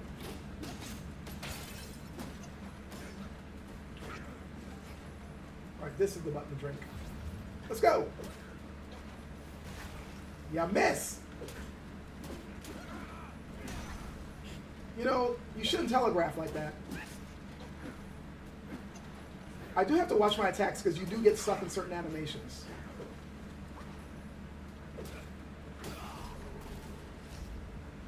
Very dodge-heavy combat, which I actually like. I mean, I do wish I had parries, but I do like dodging a lot when fighting. It tends to be the way I play Souls games too. Though the latest Elden Ring, which I am playing through Shadow of the Erd Tree. Shadow of the Erd Tree is kind of forcing me to go sword and board again. Though, like Dark Souls 2 and Dark Souls 3, I was actually going through that mostly parrying and dodging, which is the way I prefer to play. I like being mobile. I like being agile when I play these types of games.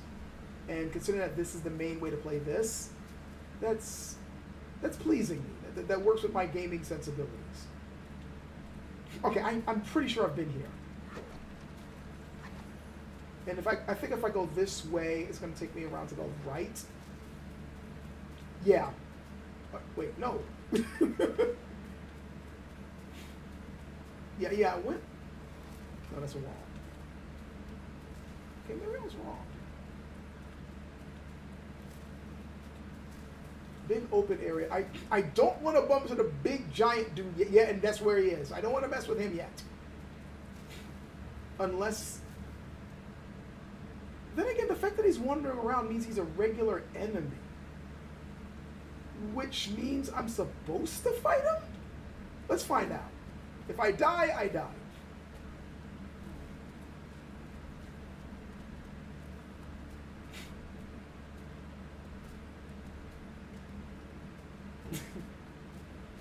Wandering Light. Yeah, he's a boss. Ow! I dodged way too early! Drink. Alright. Let's... Wow, he can move. Ow, ow, ow, ow. I misread that attack and now I'm gonna... No! You know what? It's time to freeze him. Just to get my bearings. Oh, that hurt! I think this is going to be my first death, guys. Alright. Wait for him to attack again. Did he just hit me with Buddha's palm? Did he just hit me with like a Buddha's palm attack?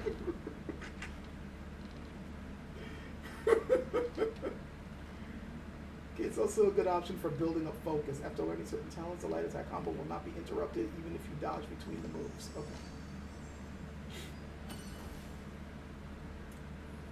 Well, you know what? Lesson learned. I gotta be careful fighting that dude. I cannot do the cicada thing, so yeah. I guess I have to fight you guys now. I'm not really afraid of you, it's just a nuisance.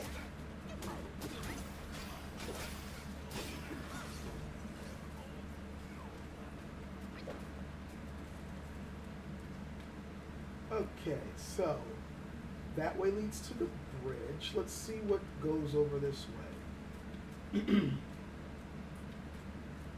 I think it's the big dude again. I will get my revenge on the big dude.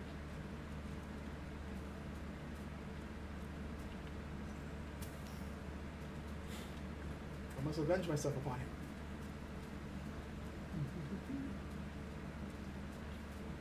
Let's see. No, don't get up, get up. Just sit back down. Thank you. Yeah, go. Just be as you were.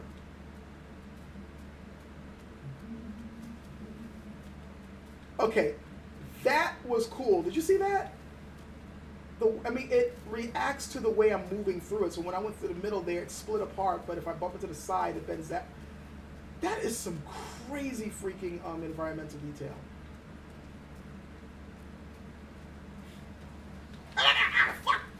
How dare you? Okay, that's it. I've had enough of your shit.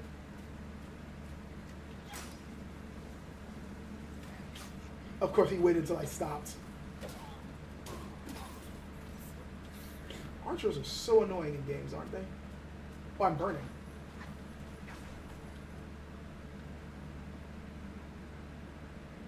I guess if I move around a lot, it gets hotter.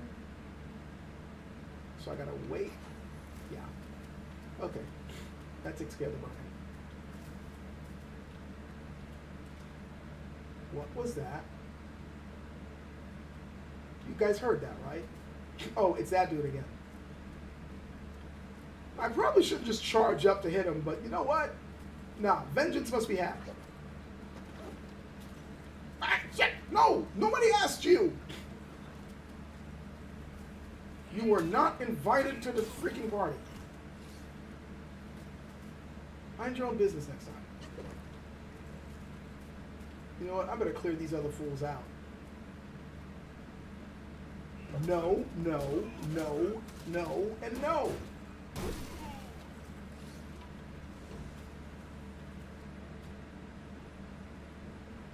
See, that's what happens when you don't mind your own damn business.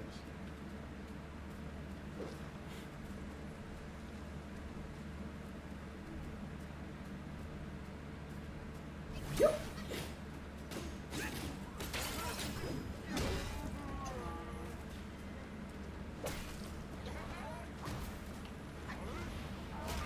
Okay, and whoosh. Whoa! Okay, I was not expecting that. Oh my god! Damn. Oh my god. Maybe I should wait before fighting him because he's kind of wiping the floor with me. Like, it was one hit, boom, most of my life gone. Or like, as I'm trying to run away. The Kamehameha has nothing on that move. Damn. Come on. I dare you.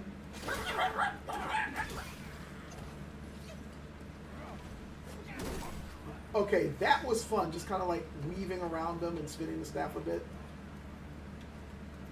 Strangely enough, it made me almost think like, how can I put it? It was almost like a real fight where you're just like making somebody confused and you just weave around them and then just strike them when they miss. Is there something here?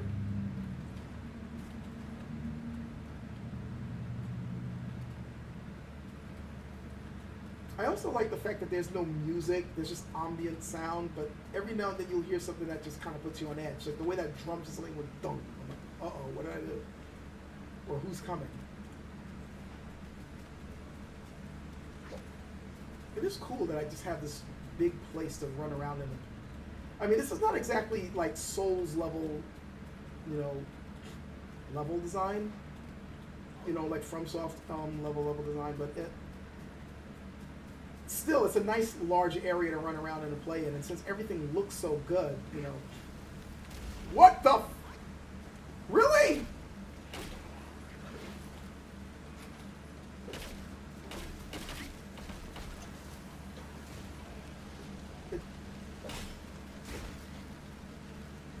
Did he hit me?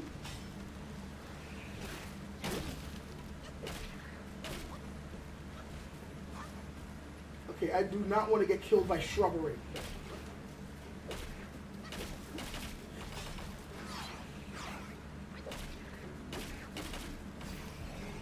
I'm at least learning the timing of dodging. I have 2 sparks. Goodbye.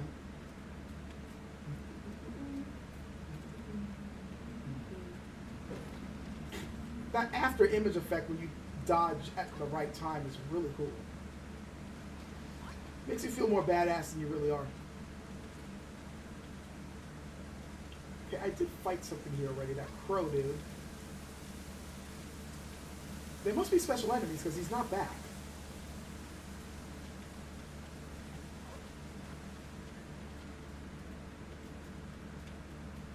Oh, whoa. Stop talking crap.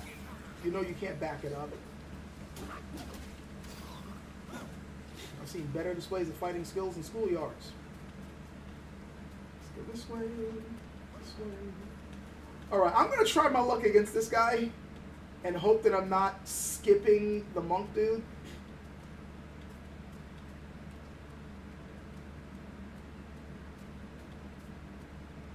Yeah, this is obviously an important guy to fight.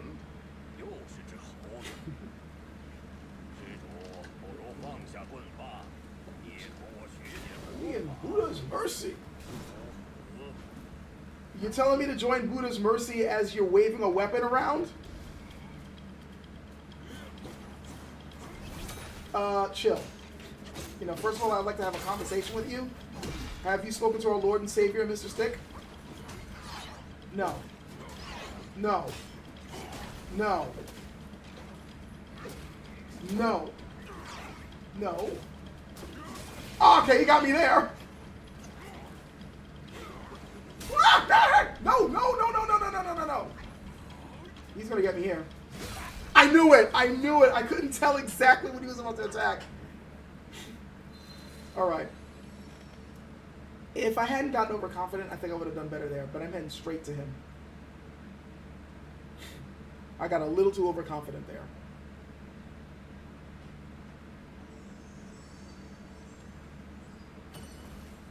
I am loving the game, though.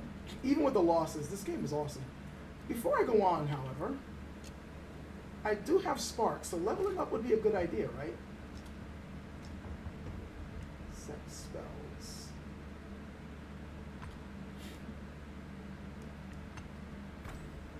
Oh, this is not the level it up. I thought it was going to level it up. Reignite the sparks. So I have 2 sparks now. Each talent level is the damage dealt. And that one slightly extends the duration of the next one. I can 5 times. But I might also want to make myself stronger.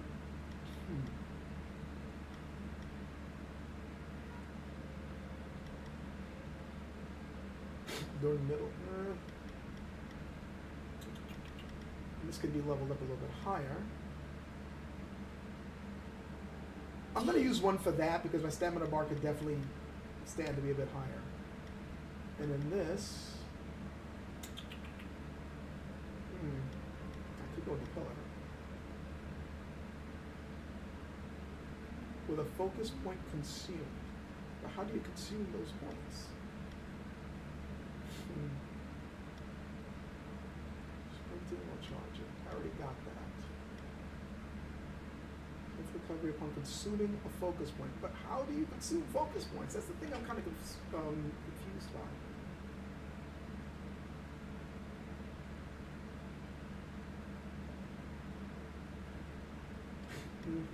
I can't pick that apparently. I can pick that though. Or did I? Oh, I got this already. I hope I did not choose poorly. Okay, so running on. It is getting kind of late. I'm hoping you guys have at least been, let me pause this for a second. Hope you guys at the very least have been enjoying the stream so far. You know, I don't want to keep doing this if this stuff sucks for you, but there's 13 people watching, so that's good. But around 11:30, I think is when I'm going to cut it off. Because, one, I need to start getting ready to rest. I got a lot of stuff to do tomorrow. And I don't want the stream to go on for forever. So what are you going to do? What are you going to do? What are you going to do? See, the cool thing about stabs is I can hit multiple areas at once. I'll just go right in between you guys and start spinning like a top.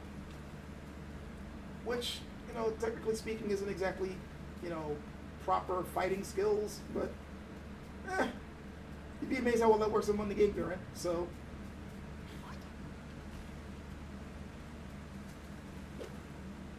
no, it wasn't that way. It was this way, I think. Okay, maybe it wasn't.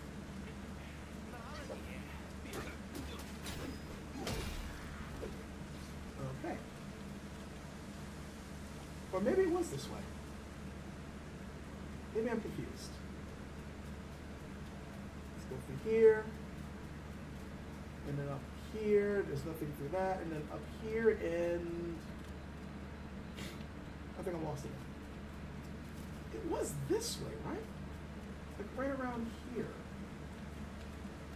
Maybe it's up this way. Oh, take care, Richard. Nice seeing you again.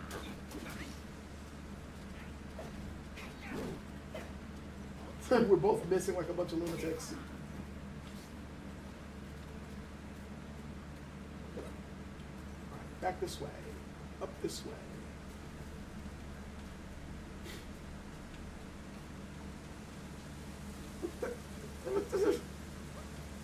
It was. Alright, I must be losing my damn mind because I could have sworn I was going in the right direction. And thanks again, if Richard, you're still there, thanks again for the birthday wishes. And have a good night. And I know I already said it was nice seeing you again, but it really is nice seeing you again. Okay, here I am. I was going in the general right direction. Oh shit, he saw me.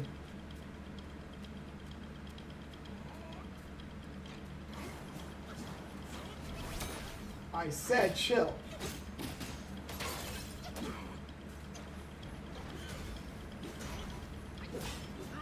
Oh.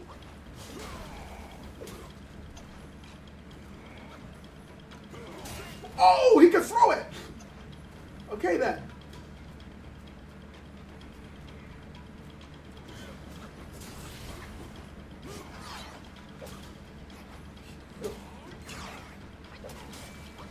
It's hard to tell when he's about to attack.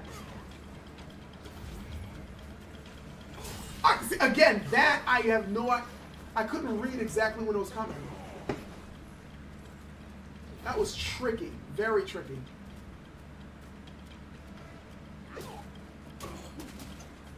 Be aggressive. Be aggressive. Alright.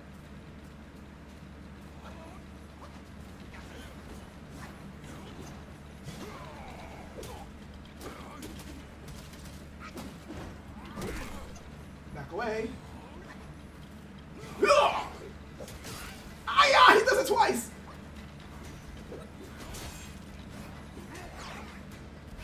Freeze. And I froze it at the wrong freaking time. So I might as well drink. Ow! Ow! Ow! It burns! Ow! Ow! Ow! It burns! Drink! Drink! Drink! Drink! Too late.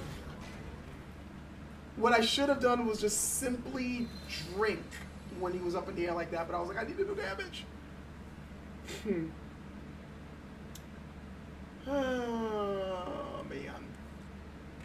That loss was definitely my fault.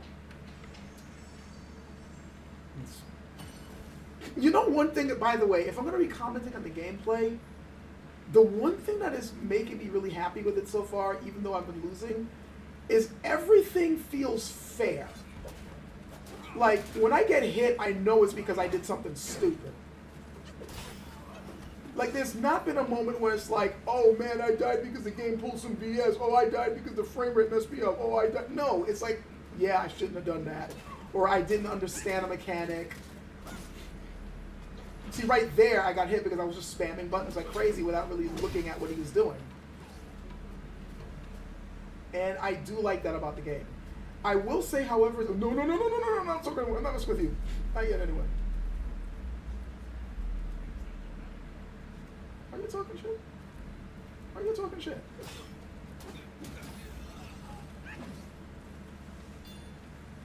Bet your mom is real proud of you. But yeah, like the game it just feels fluid, and it, for the most part, you feel like you have control over your character. The only thing I will say, however,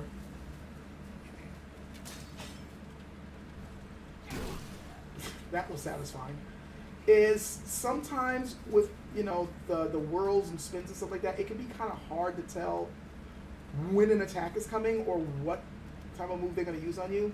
Because there are times I'm seeing him spin and I'm not exactly sure, okay, is that spin an attack or just him twirling? See, like right there, I couldn't tell. Which I guess is, you know, one could say that spinning with a weapon in combat is done for that exact reason. Drink. Damn, he just won't stop. Oh! See, again, I didn't know he was going to attack there.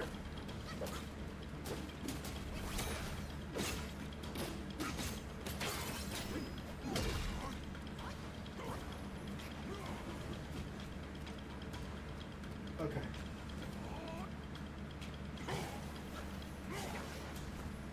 So he does it twice.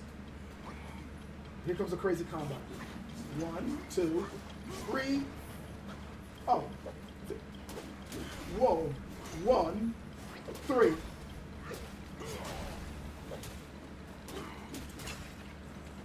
I thought I could. It's not charged yet. Okay. Ah, yeah! Oh no! It's 1, and 2.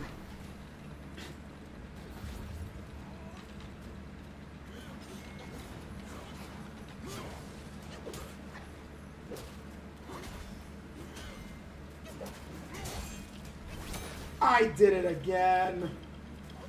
I might as well drink.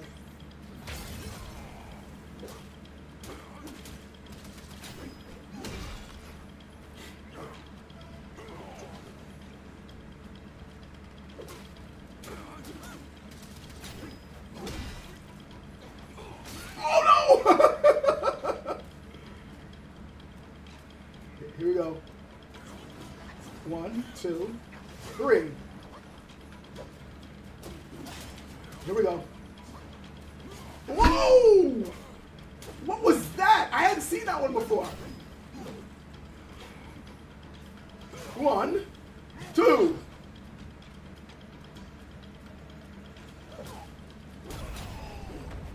Whew.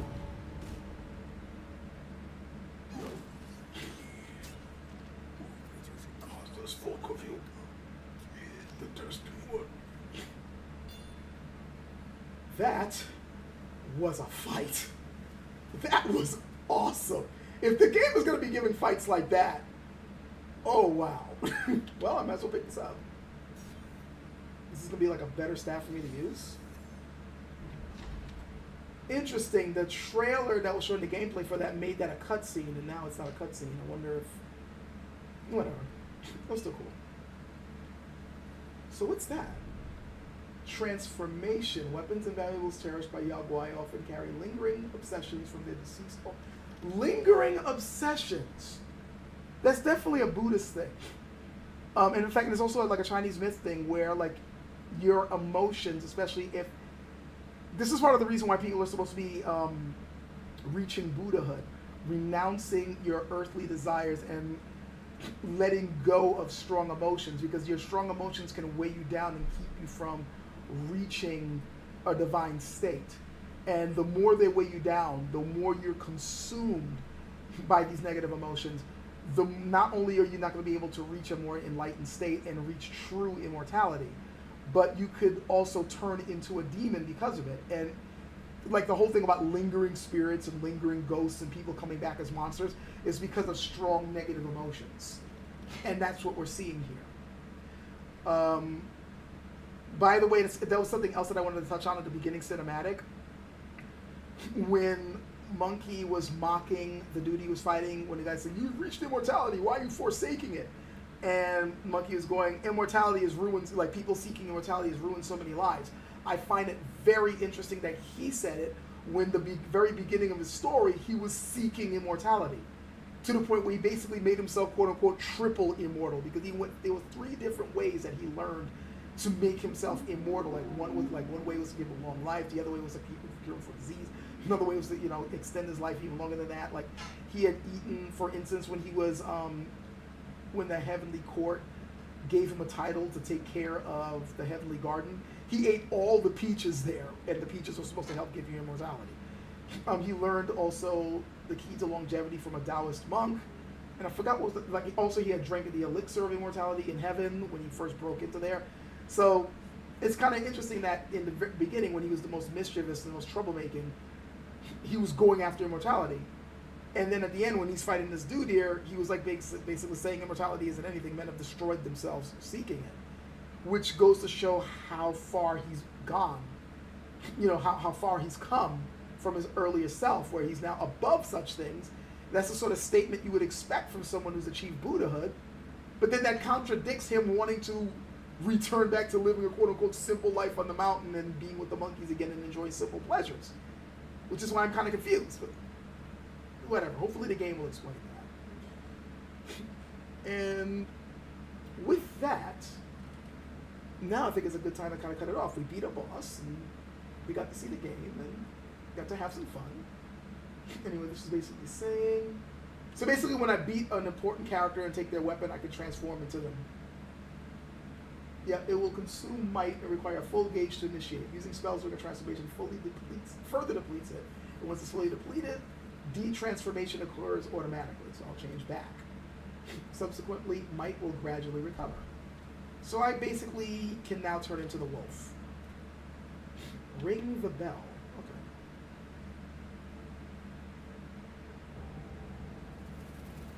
I hope I didn't just doom myself. There's been a disturbance in the force.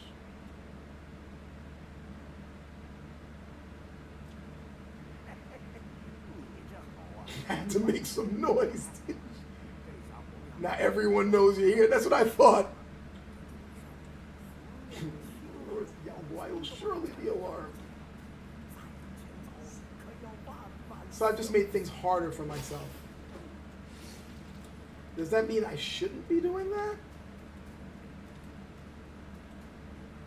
That's what I'm assuming. Now I've been seeing this the whole time. More will. I remember the trailer showing after he beat a monster, like he was able to refill his gourd. I'm wondering how to do that.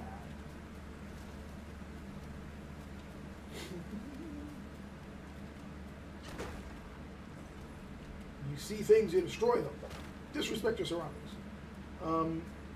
But yeah, I'm thinking now would be a good time to end the stream. I could end it off here and I'll continue playing the game.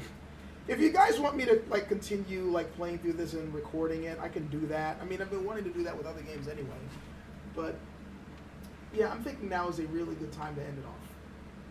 So I would pause here. And then I will go into OBS. And end it off here. War-long playthrough. Yeah, I know, Sad. I know I need to get back to playing that game with you. And I have been meaning to play that game with you. I will at some point. There's too many games. I have too many freaking games that I need to play and get into. I got Dark Tide. I got Elden Ring, Shadow of the Erdtree. I got Darkest Dungeon. I got freaking Watch Dogs. I got Blasphemous. I just got too many freaking games. Far Cry New Dawn I hadn't beaten yet. Ghost Recon, Breakpoint, I've been playing that with my son. Freaking Monster Hunter Rise, Monster Hunter World. Monster Hunter World, I'm at the end. I have Alatreon and I have Fatalist that I need to finish.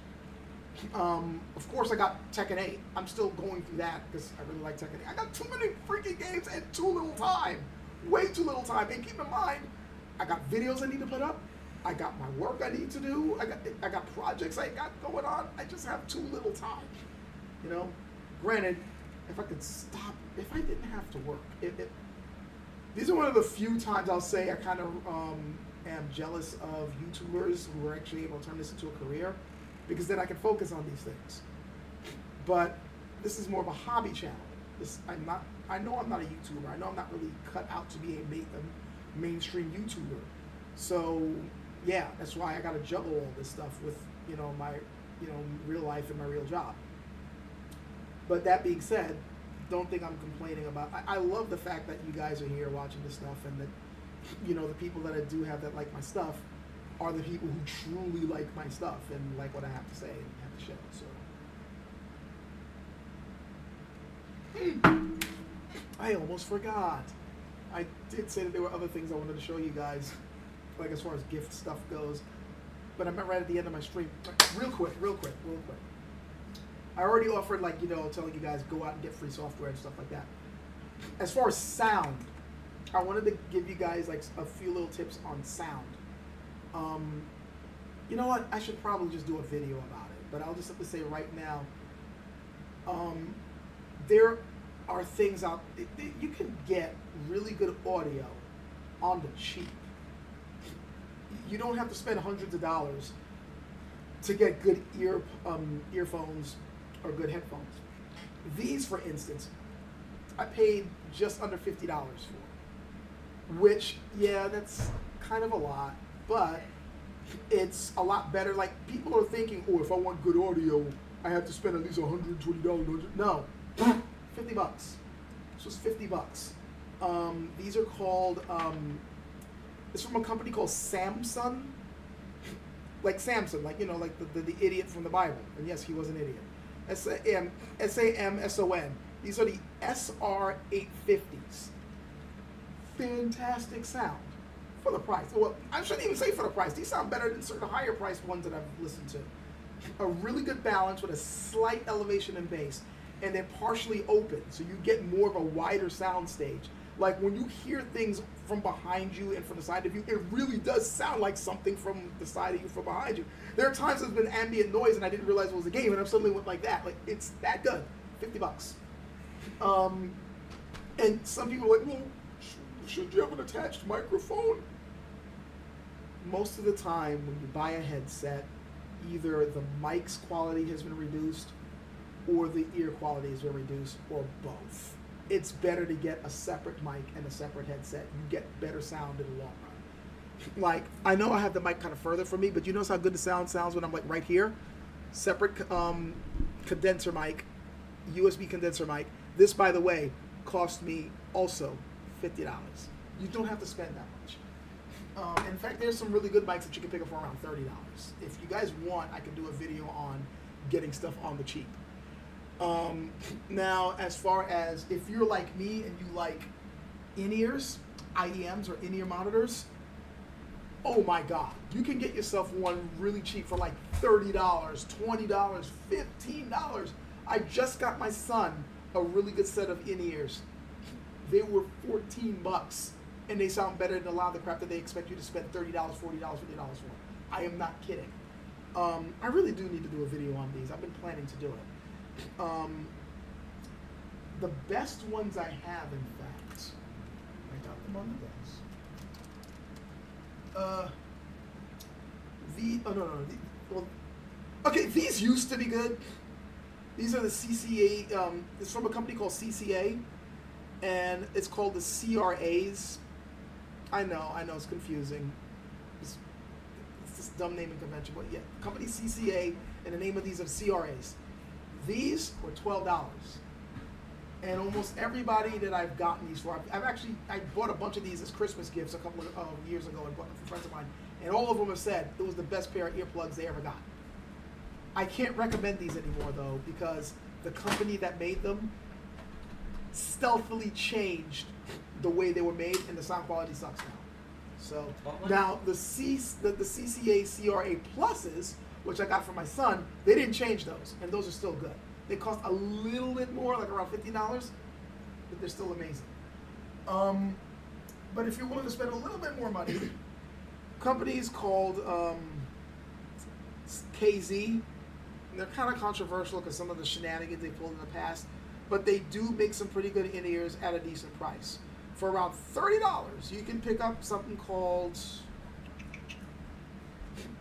it's again, it's a bunch of letters and numbers. The ZS10 Pros. If you can pick those up, you can pick those up for around $30. Hands down, some of the best freaking in-ears I've ever bought. I let a couple of people try them out, and they couldn't believe the quality. $30. Now, unfortunately, the company KZ has made a whole bunch of freaking in-ears. I don't know why they don't just simply come up with a model and stick with it and be good with it and then like slowly innovate. They just keep tossing out in-ears. A lot of them are crap, but some of them are really good. This is one of the really good ones. The ZS10 Pros. There's also the ZS10 Pro X's. Those are also really good, but you can just pick either one of those and they're fine. You'll see a whole bunch of other ones coming out. You don't really need to get those. Just the ZS10 Pros or the ZS10 Pro X, good enough. You don't need to get anything else with that moniker. If you guys want me to go into a bunch of really good like in-ears or headsets or whatever at a really cheap price, let me know. I'll do a video on it. But this has already gone on way longer than I expected. I'm glad you guys showed up for the birthday thing. I just wanted to do something fun for my birthday. And Hayden, thanks for saying happy birthday. I appreciate the birthday wishes. What do I think of Cohen headphones?